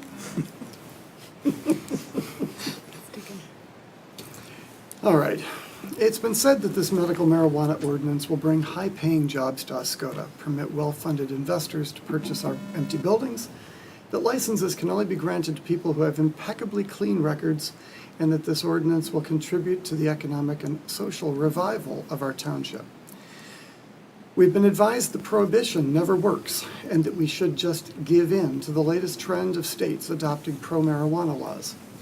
We've heard that the only people who can qualify for a license are those with upstanding citizens with impeccable records, that the license fees levied by the state will be expensive, that Oscoda stands to make money off the licenses it sells, and when the state shares its profit from marijuana sales tax with us, that if these licensees don't follow the rules, that they will lose their license quickly, and that the threat of losing their expensive license is enough to keep the marijuana businesses in Oscoda under control.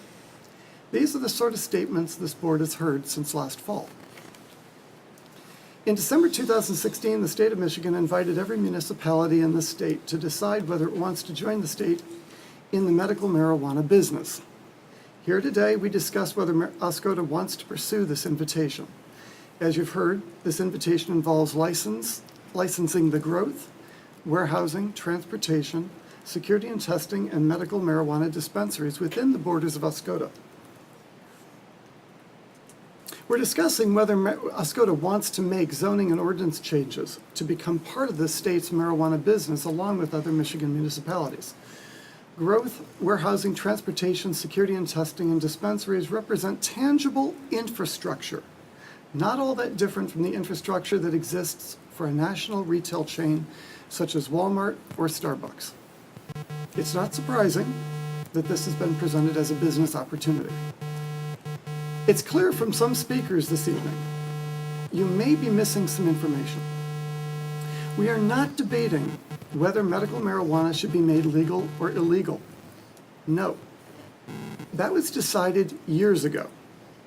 The attorneys I spoke to confirmed the existing medical marijuana laws that stand today will stand tomorrow, no matter what this board decides about the zoning and ordinance changes. Period. Someone carrying a medical marijuana card today can continue to grow marijuana in their house and smoke it in their house.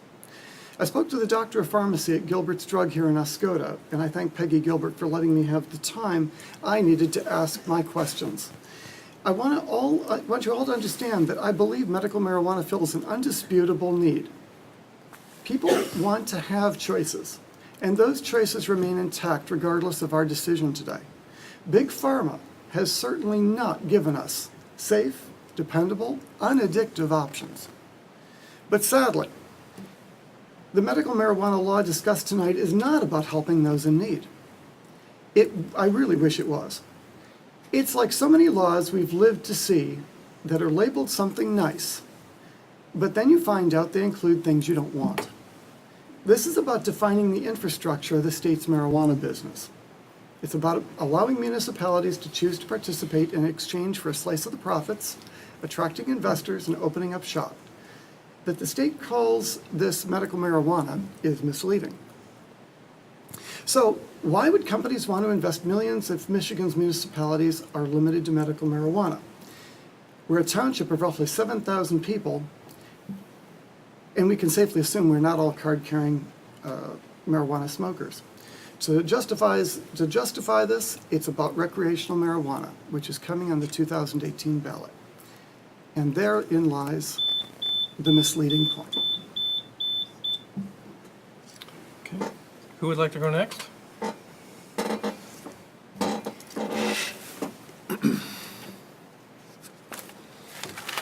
Well, just briefly, I would rather not decide this tonight. We heard approximately 17 people. Okay. Oh, I'm so sorry, I was choking. Oh, I need to strengthen it. I'm so sorry.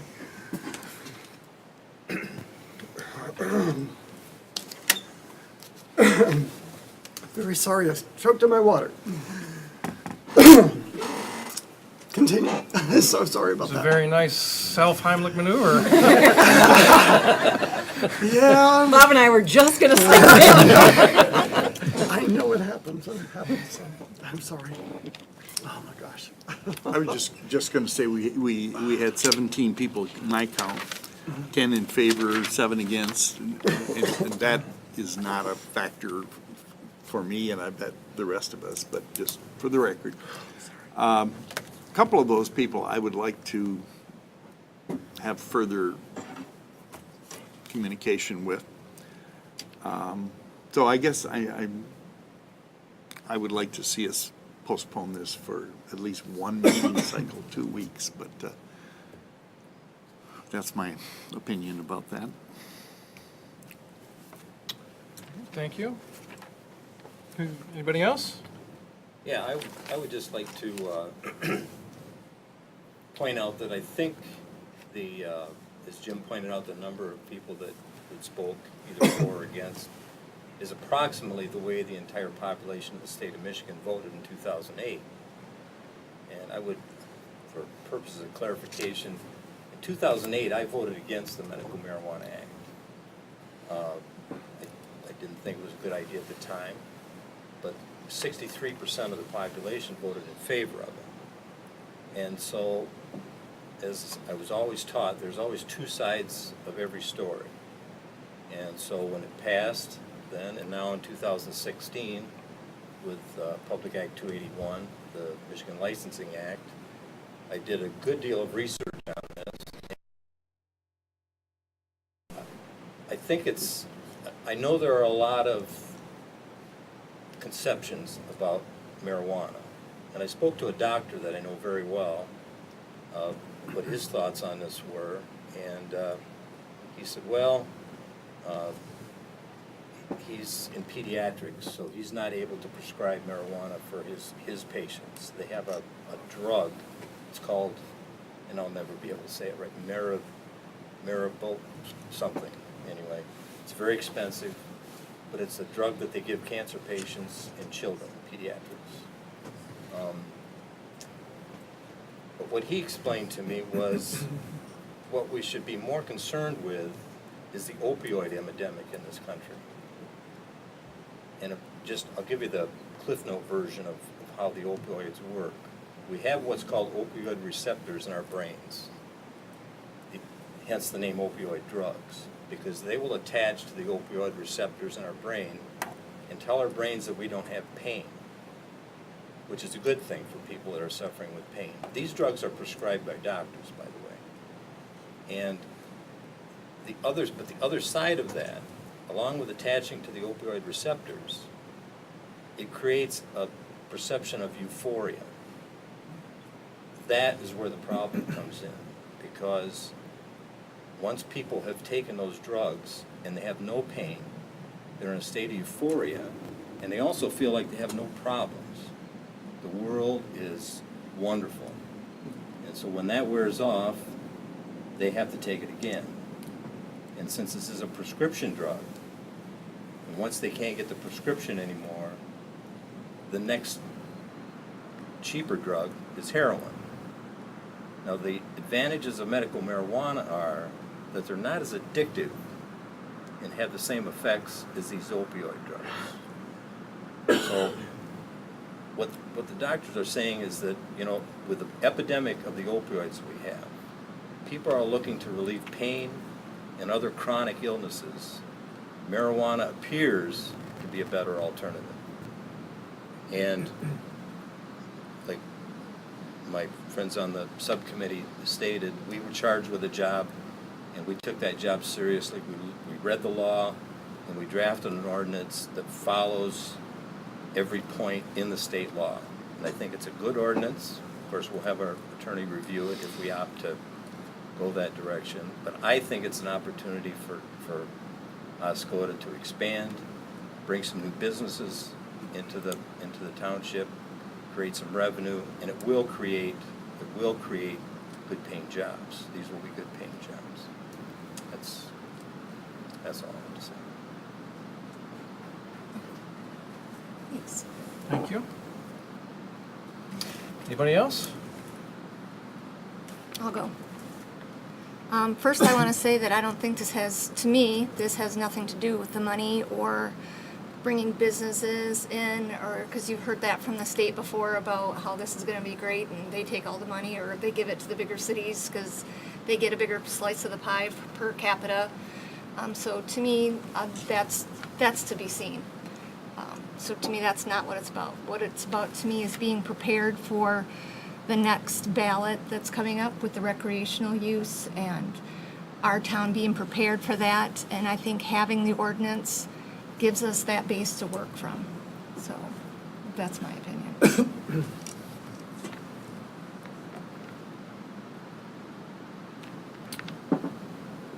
Either of you? I'd just like to thank the people that come out and gathering more information now, listening to the public, listening to what the board members are saying. I'd just like to have this where I can cycle this all over and come up with the right decision.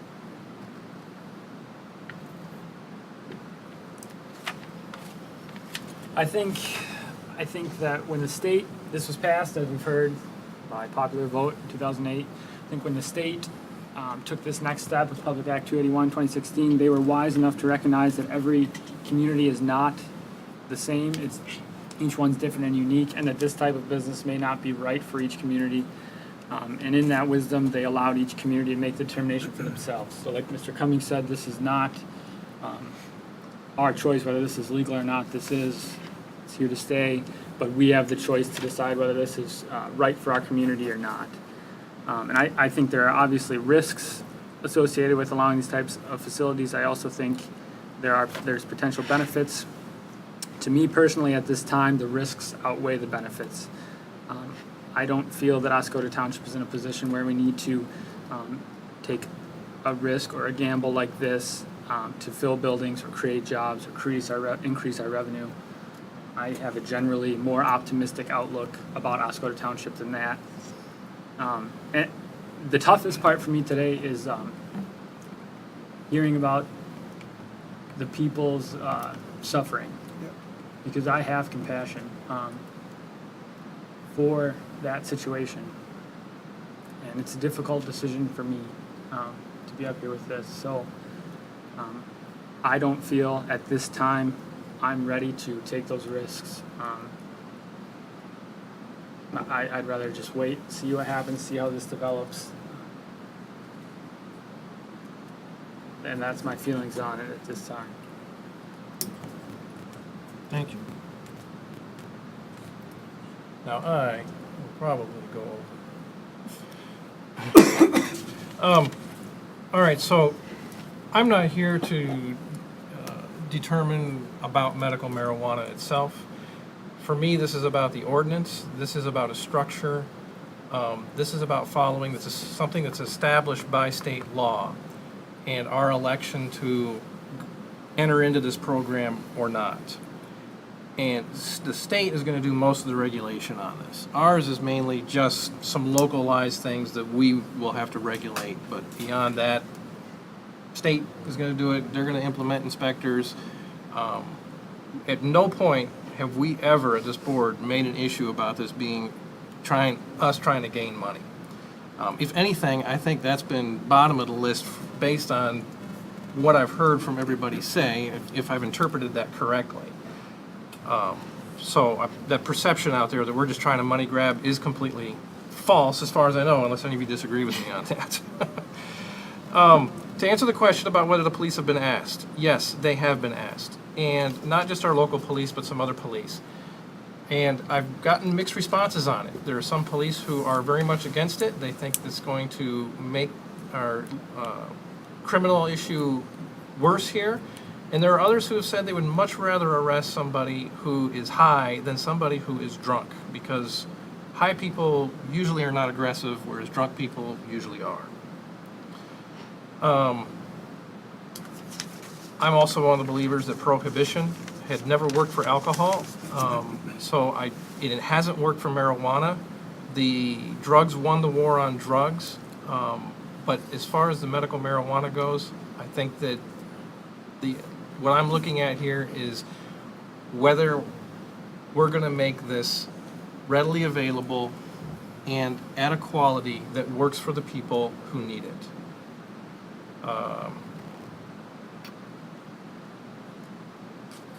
As far as abuse of the program, like it was said before, this has already been approved by the state. It's already happening. So the abuse, if it's going to happen, of course it's going to happen. It happens with every program. It happens with welfare. It happens with even people who want to get sheds or driveways or whatever permitted in their properties. We can only help so much abuse.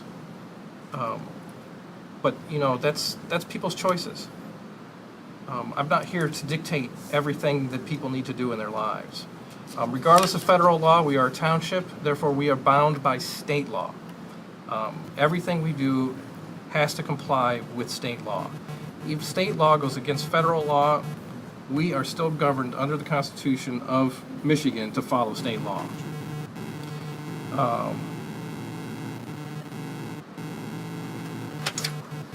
I think that I completely understand the issues about PTSD and such, how it relates to that. Trust me, I've had some armament coming at me at one point in my career.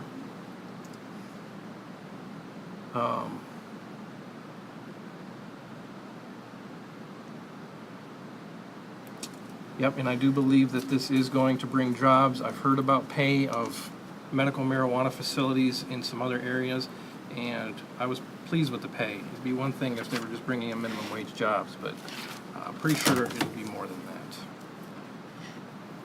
All right, so now at this time, if anybody has any rebuttals to anything, so I'll go down the list in order that we had spoke, just to see if there's any secondary comments anybody wishes to have. So Mr. Cummings, do you have anything? No, at this point, thank you. Okay, Mr. Byer? No, I just, I think it was Bill that mentioned you have a friend that's a doctor. I have a friend that's a doctor too. He's my son-in-law, and he's an internal medicine doctor, deals with a lot of cancer. I would like, some of the things I've heard tonight, I'd like to touch base with him on. I'm pleading for time again, so. Mr. Palmer? No. Ms. McGuire? I just want to thank everybody that came out to speak for and against. I was happy to hear all the comments. Mr. Gajewski? Not at this time. Mr. Nordine? Yes, just a few. To your point on prohibition, I believe, and the other gentleman, I do understand where you're coming from. I also understand that prohibition is warranted in certain circumstances. Prohibition against murder, and I hope we'll never give that up. So in certain cases, it's warranted. Yes, it's a very good point.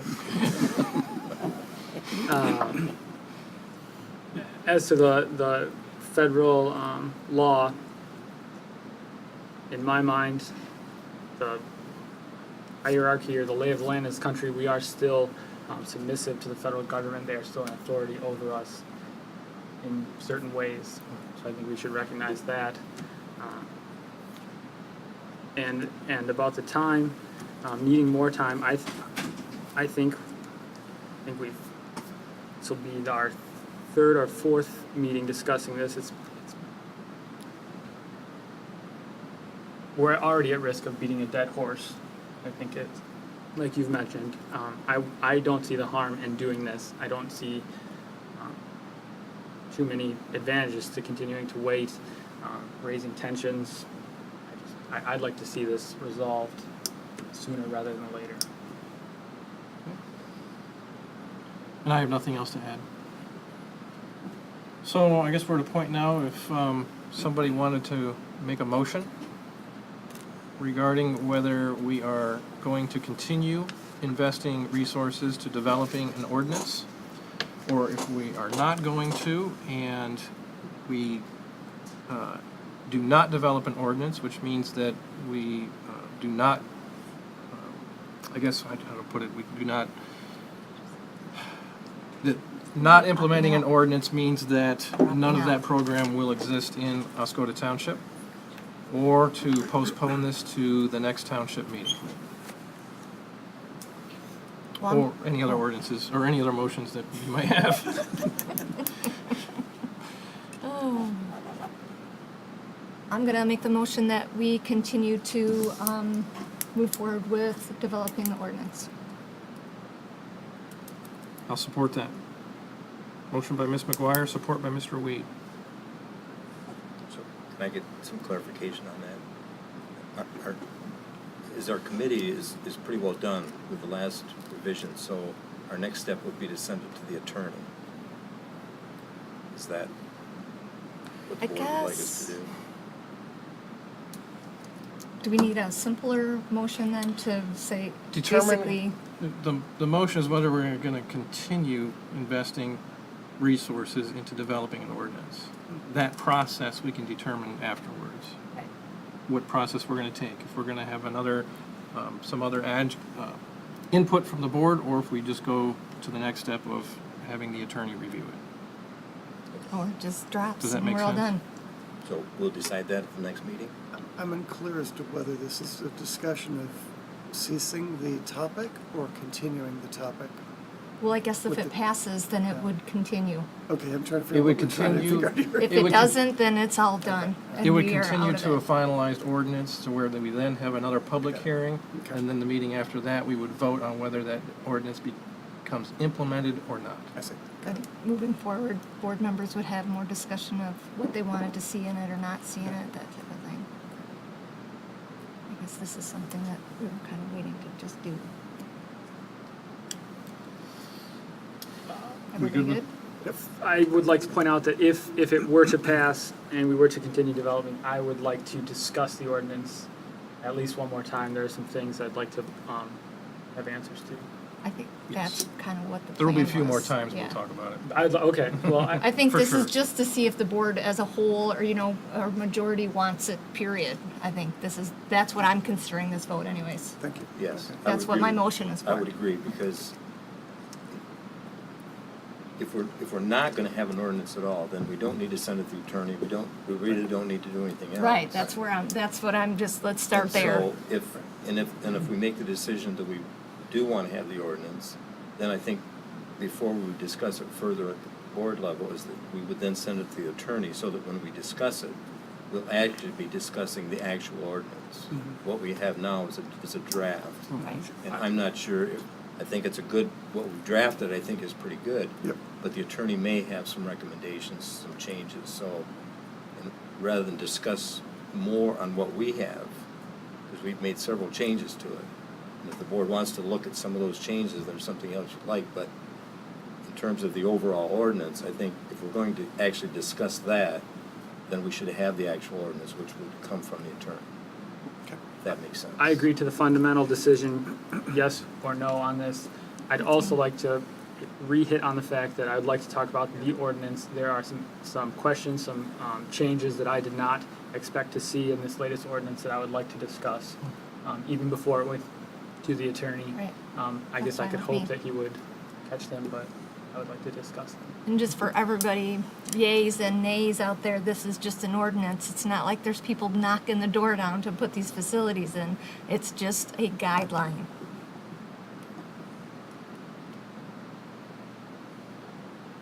Any other discussion?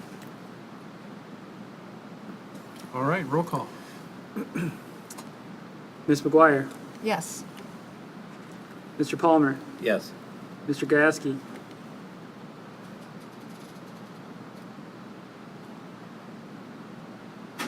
No.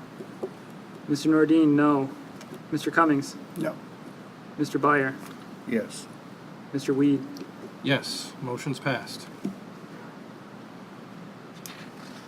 All right, thank you. I know that's not an easy decision to make. All right, next subject is the 4th of July Parade Grand Marshal. Yes, we have correspondence from Sable Township. Inviting Oscoda to participate in identifying Mr. Henry Altman as the Grand Marshal for the 4th of July parade upcoming soon. Ms. Sutton has provided a short biography of Mr. Altman, so given the fact that, again, we're fast approaching the 4th of July, the question is, do we want to take Sable Township up on their offer, or are there alternate suggestions that might be entertained? But ultimately, given past practice, this time of year we would be identifying a party to serve as the Grand Marshal for Oscoda Township also. Any discussion? I spoke with Kelly and Mary Jo over at Sable, and they mentioned that that's who they were going to have for their Grand Marshal, and I also said that I thought that it was a great pick, and that's how we ended up here after discussing it with you. Cool. I really appreciate the input I had regarding the Grand Marshal. Got some good ideas for the next 4th of July also. I'd like to do some more coordination with the Sable on that in the future years. Any other comments? I think that Henry Altman is a worthy candidate. I worked with him at the high school. I've been involved in the speech contest that the American Legion puts on, and he's been very active in that for kids and scholarships.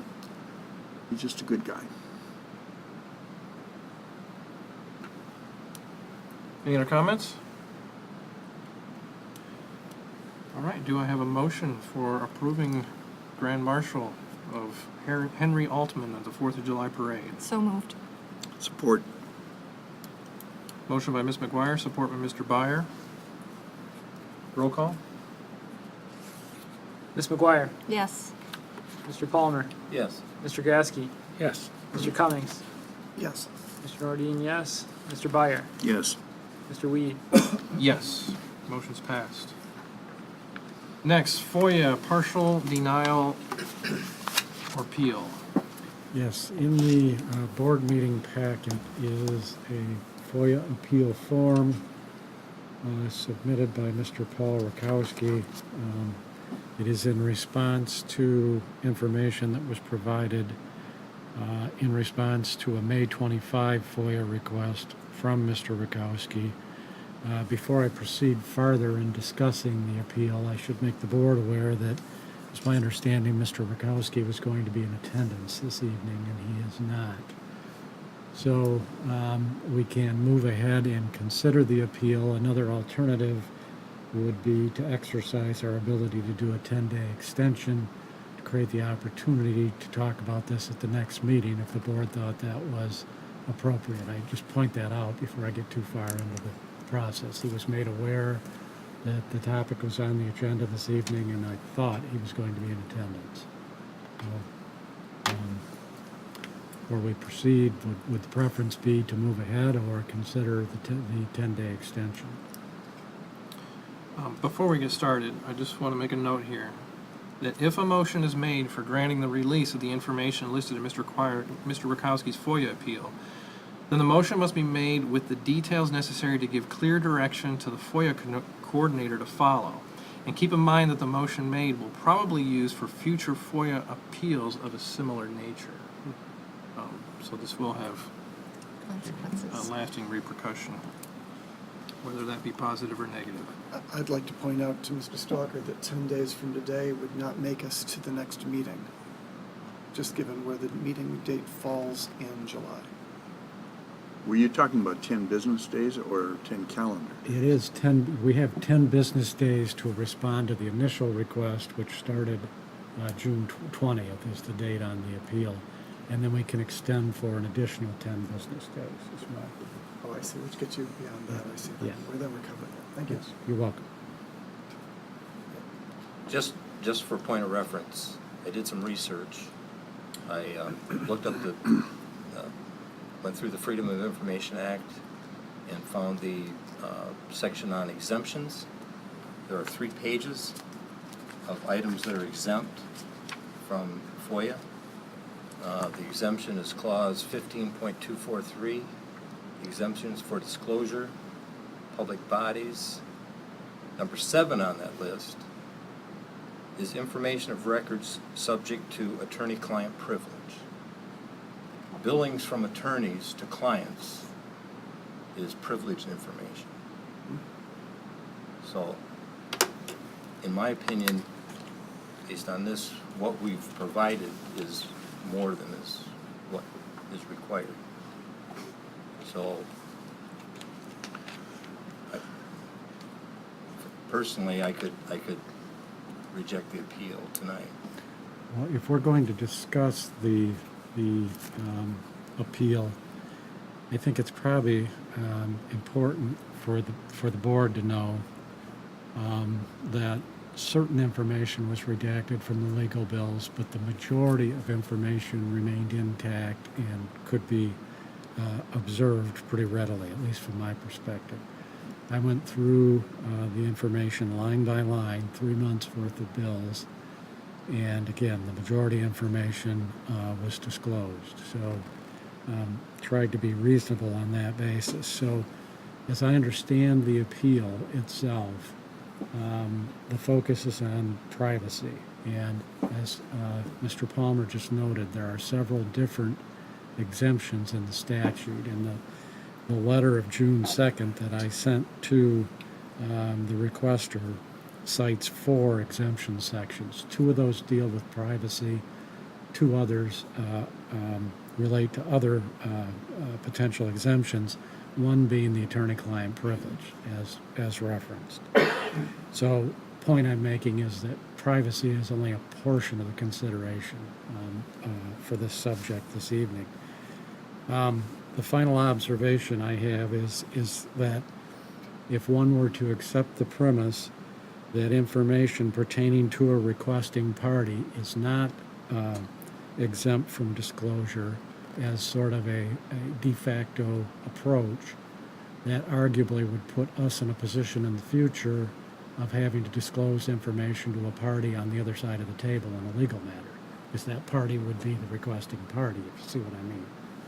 There are other factors that could come into play, but that would be, I think, a less than desirable outcome for us. So, in considering this matter, there are 3 basic options. You can reverse the denial and give the information that's requested, and as I understand it, that is basically the information pertaining to the legal work that was done on matters pertaining to the requester, Mr. Rakowski. You can uphold the denial, or you can reverse in part and uphold in part. Essentially, we will grant some relief, but not the entire relief that's being sought. And then finally, I wanted to mention that if the party filing the appeal is not satisfied with the result, they do have the right to move to the next step, and that is circuit court under the Act. Any other comments? Bob, you indicated that you personally went over 3 months of billings. I did. So there's a payment for FOIA requests, is that correct? Depending on the extent of the costs that are incurred by the township, yes. Okay. But there is one owed in this case. There is an amount. There is. Yes. Did you bill according to your work, your hourly, or clerical?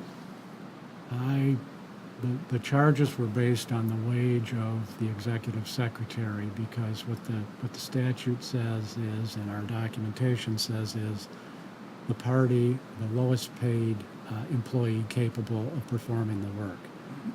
And I thought it was the most prudent course of action not to engage the argument that somebody else other than myself could have done this work. So there was a benefit in that economically in making that decision. A benefit to the person requesting Right. material. Right. Okay. Thank you. Any other comments?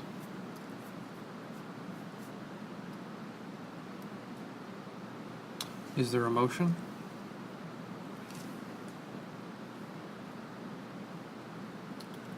I would move to deny the request. Support. Motion by Mr. Palmer, support by Mr. Byer.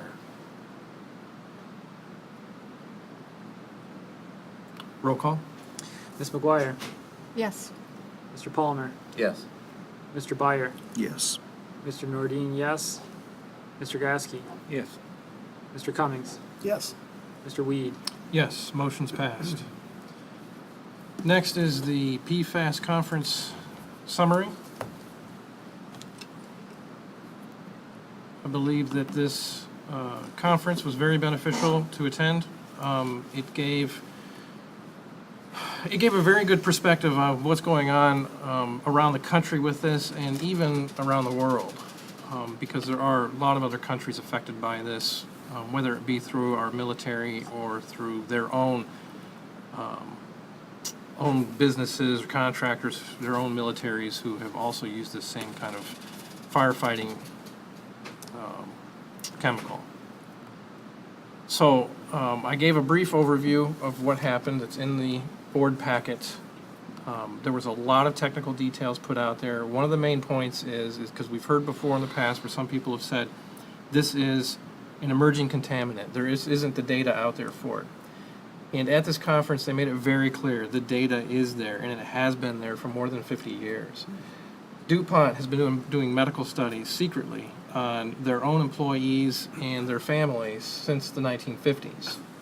And one of them they pointed out, that showed it up on the slides there, was a document from DuPont that showed a specific study they were doing to determine if it affected babies or newborns. So they were very detailed in how they did this. And those results were made public in the late 90s. So the data exists. This is not emerging. They know what it causes. They don't know everything that it causes, but they know a decent chunk of things. And I've listed those in here, including weight gain or weight loss, depending on what the dosage level is.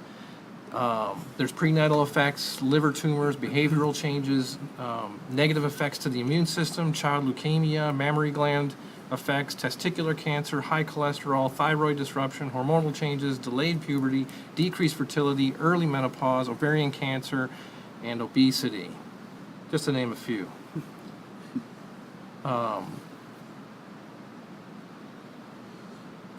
They're checking to see that if PFAS blocks medications from being effective, such as if a child is given measles, but yet they still contract measles, they do suspect PFAS does have an effect on that, and they're determining the full, the solid evidence of that. They went into long detail about how they conduct the PFAS studies. I would hope at some point that there is going to be some studies done on the residents here and the veterans who used to be stationed here to determine, blood tests to find out, has there been effects towards our population, current population and past population. They did studies over a person's age timeline. They took several people, studied them over their age, and they found that children will have a higher level of PFAS in affected areas, will have a higher level of PFAS, but then it'll decrease when they reach the age of about 18. It'll go a little low for a while, then it'll jump back up again.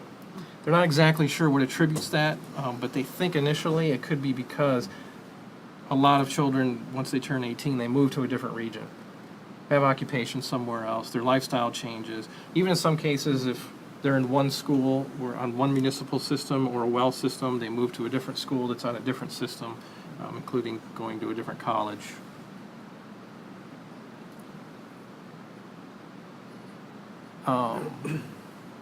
This doesn't apply to us yet, hopefully never it will, but the replacement PFAS chemicals they're finding are just as bad as the old ones. Here we're affected by the old ones, but the newer ones are a problem. They've said that production has slowed down in the United States, which is true, but it's picked right back up in other countries, such as China. So it's still being produced, still being manufactured, still being shipped across the world. They talked about the legal actions that have occurred. At one point, we were thought to have the highest level in a fish, which was in Clark's Marsh at about 9,000 parts per trillion. Turns out there was one other fish that was higher, that was in Minnesota at 90,000 parts per trillion. Of course, they talked about bottled water, because bottled water is not as regulated as municipal water. So they don't know if there's an issue with bottled water yet. A lot of attendees were glad to see some politicians there, because that gave them some comfort that there are politicians who care. Several of these people have dealt with politicians who have done nothing but try to suppress this whole thing, under the perception of, you know, that they've either have a industry influence that they don't want to disrupt, or because they don't want to make their area look bad. The person who found a significant issue with PFAS in Minnesota was there in attendance and gave a speech. She is the person who brought public the information, and when she got back to her office, they told her she had 1 hour to leave or she will be escorted out. And that, I believe, is based on pressure from 3M. Of course, now Minnesota has a whole different mindset regarding this, and they have lowered their standards. And it would be nice to see Michigan do the same thing. As I pointed out in here, New York has lowered theirs to 70. You would think we're at 70 from all the talk we've had, but Michigan's actually at about 200 and 400, something like that between the two chemicals. They're talking about lowering it to 80 parts per trillion, but that has not been finalized. Vermont's already at 20 parts per trillion. Connecticut's at 70 parts per trillion under combined level.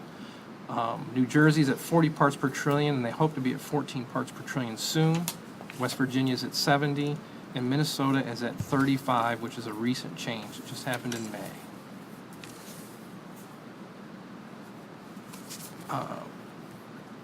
One of the really good things that came out of this were the connections made, especially with the activist group. They did a good job trying to combine the small individual activist groups into more of a larger coalition type thing to, you know, try and deal with this on a with a larger level than you know, us trying to feel like we're out there alone kind of thing. An interesting thing is state employees have actually testified against municipalities. That's a pretty sad finding that I heard at that event. But another thing is cities have sued states over a lack of action and enforcement. I hope that that's not something that we will ever have to do. I think that we've got pretty good support from our legislators, and hopefully something will come through soon that will get people the fresh water that they need. I also listed in here the chemicals between the two different AFFFs, just as gee-whiz information, in case, because we do have a good-sized runway here. This could turn into a good-sized airfield with more industry on it, and if there's a desire to have more AFFF here, even under the new chemicals, it could still be a problem. So, any questions about it? Were there other speakers, or did you get any questions or support in any way from people that were representing military base communities? Yes, there were others there from them, and they did provide a lot of support. Definitely a big desire to work with us and have us work with them. There was another part in your question. You asked, Well, I didn't, were there other speakers from military or just people that question you? No, there were others. Which is a form of others. support. We had three designated time frames just for wordsmith alone. And there were other scientists and representatives there who also made mentions about wordsmith. So there's a lot of people who are very well aware of our issue. Good.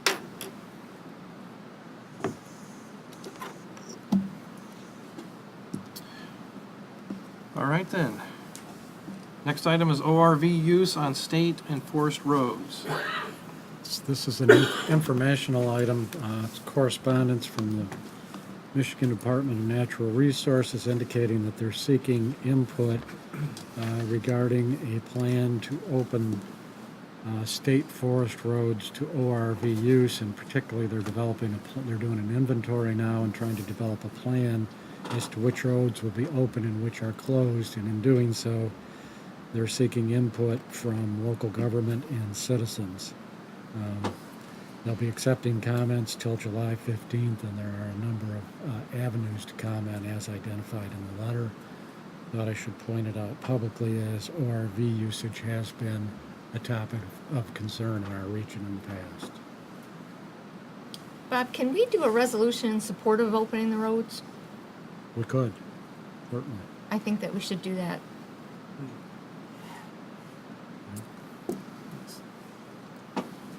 Just roads in general? Yeah, all of them. No, just kidding. Just so after they get the input and stuff from the their meetings and things, but from just in support of what they're trying to do. I've actually been to Moab, Utah, where they do a lot of ORV riding, and they are all over the streets there. It's quite nice to see that, and the huge boost in the economy that town has had, because it wasn't much of anything not long ago. Well, those UTVs are a lot of fun, and they can go anywhere, and they're, it'd be great to, the more the better. Exciting to me. I think this would be a great economic boost. And if I can print this off, and then, because it has 3 different dates and places of where they're going to be doing public meetings and comments, if anybody wants to stop and pick that up, I'd be happy to give it to them. So would we maybe want to consider a general resolution of support at this point? Yes. For their efforts? And then once we get feedback on the roads, we could narrow that down. That'd be great. Any other comments? All right, then on to misdig agreement. Aaron, let's back up a second. We just got this in our packet dated June 14th. They had meetings 19th, 20th, and 21st. And we're just now getting it? Oh, yeah, I see that now. Yeah. You're supposed to comment.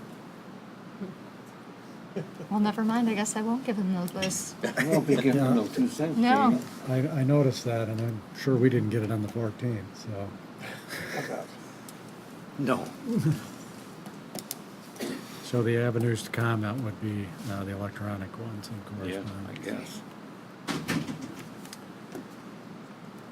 All right, misdig agreement. Yes, this agreement's been under discussion for some time. It involves our contract operator, F&B Operations, assuming the responsibility as a third party to our arrangement with Mistig. Basically, FEOP is our primary representative and contact in that endeavor, so they require this agreement as a part of that process. So before I signed it and sent it in, I thought the board should be aware of it. No action? No action unless you think it's necessary. It's not a significant agreement, but it is an agreement, so I should make you aware of it. Sign it. All right, now we are on to our second public comment period. There's this 4-minute time limit, but you do not have to fill out a card to speak. Is there anybody who wishes to speak? Yes. Please introduce yourself when you come up to the podium. Ani LaRich, I live in Oscoda. I'd like to publicly thank Aaron for filling in for me. I had a medical emergency and was not able to speak at that conference. And I was working with the Veterans Group, Clean Water Alliance, over the last year. And great comments and observations that you made. And you got a chance to talk with some of the people I've been talking with for the last year and a half, mostly from Pease Air Force Base, the testing for Pease group that I met last year when I went to one of their RAB meetings. So I want to thank you for doing that, carrying the baton for the township. Did a great job. While I was in the hospital, I contacted, who was also not attending there, was the community co-chair for the RAB for Pease. And Jim, now you may remember, you asked me last year why I was so interested in talking about Pease Air Force Base and what was going on there, because I knew about this group.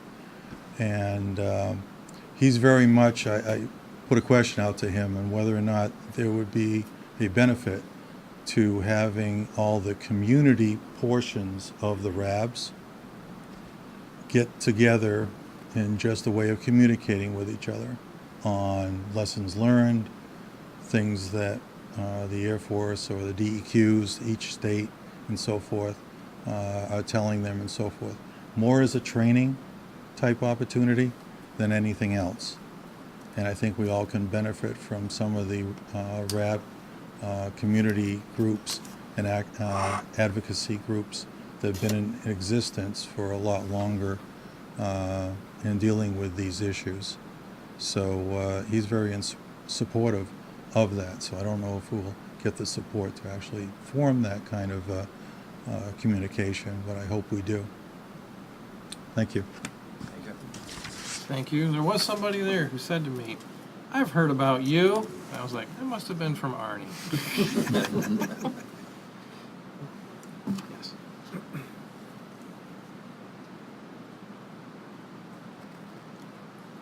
Hi there, Kathy. This is Barb. I'm part of the community engagement group that DHHS has created. We've had 2 meetings. They were taking very good minutes about our discussions, which I really appreciate them doing actually, because it's supposed to be a volunteer minutes. So the second meeting, we did discuss some things, including results of the contamination on real estate prices, on tourism, issues like that during the community meetings, the residents have voiced concerns about. So we're continuing to look into those issues. One of the things I want to bring up is that we talked about how to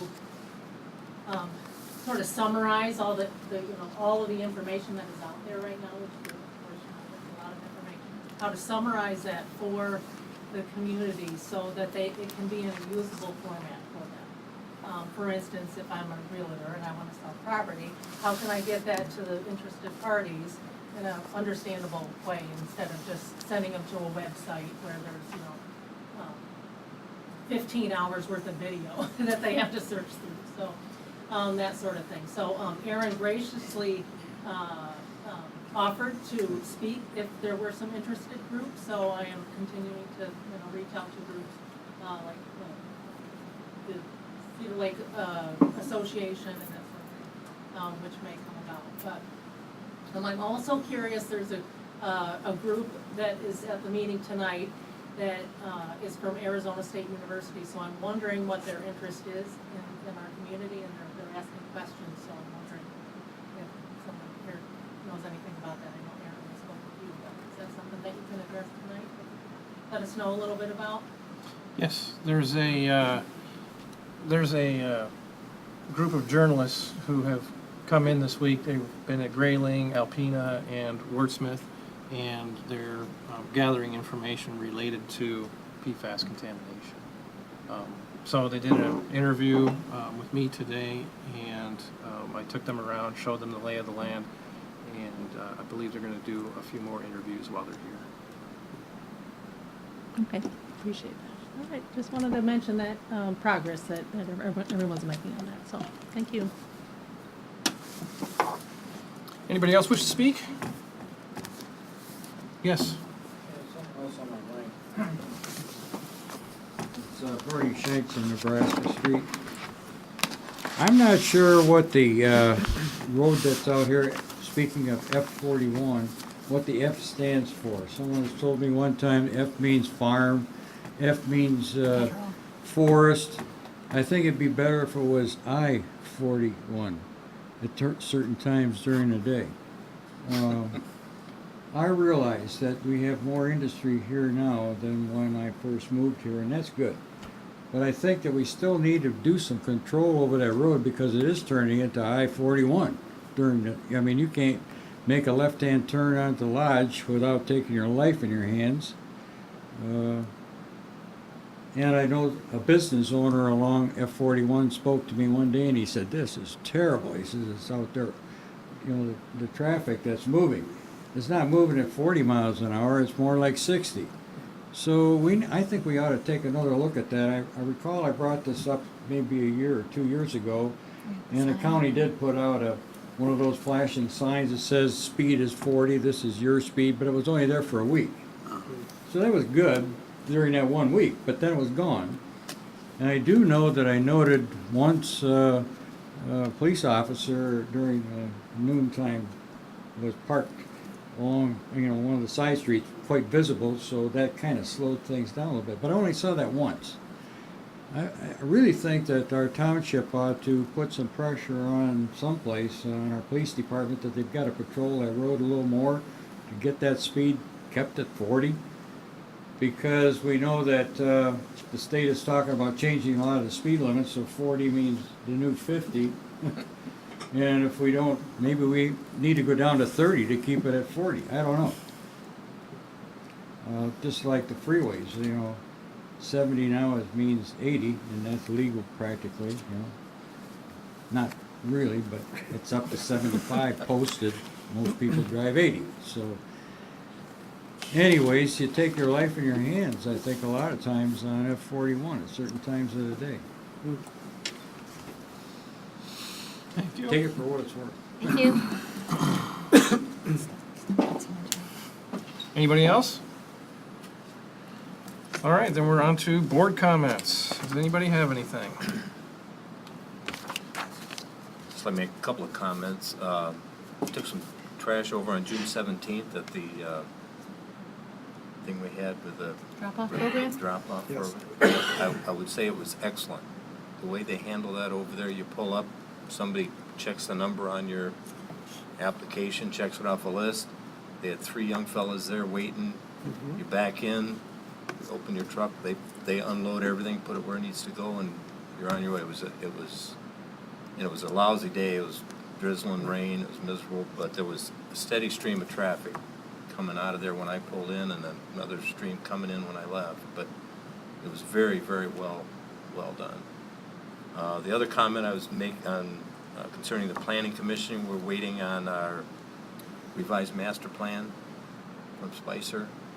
I'm hoping we'll hear something from them soon to get moving on our new master plan. That's all. Anybody else? Me, tag along with Bill's comments about the drop-off program. They used 5 of the big roll-offs, and there was 27 tires. We had 44 people that signed up for permits, and everybody used it at least once. I had a few people that used it probably 4 or 5 times, maybe a handful of people. John Burgett, he does a lot of our crummy jobs, poor guy is all I gotta say. He does the leaf and brush stuff, he does the boat launch things, which is definitely no fun. So I just wanna send a big shout out to him because he deals with a lot and he does a good job. I completely agree with that. Any other comments? I've got one about the U.S. Forest Service is redoing the Whirlpool boat launch, and it's been closed for some time, open intermittently. It's going to be open for the 4th of July and some period of time surrounding that for recreation. So people that think it's closed, it will be open for 4th of July. And there's also a press release talking about that was released recently. Also some other suggested trips down the river. So with everything going on with Whirlpool, River Road Bridge, the river's still accessible and open. Anybody else? I just have one thing regarding a comment I heard regarding our township transparency. There is someone in the Tawas area who was just perusing around the internet, decided to check in on Oscoda, and they were amazed at how easy it was to locate videos of our meetings, our board packets, and a lot of other information about our township government that they could not find at a lot of other communities in this area. And they were very appreciative that we do that.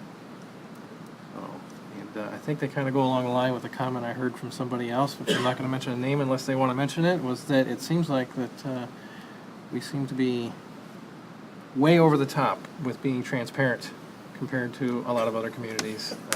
And that's my words, not theirs, but I think it kind of expresses it. And think that we do a good job with that. Good. Anything else? All right, then I need a motion to adjourn. So moved. We are adjourned.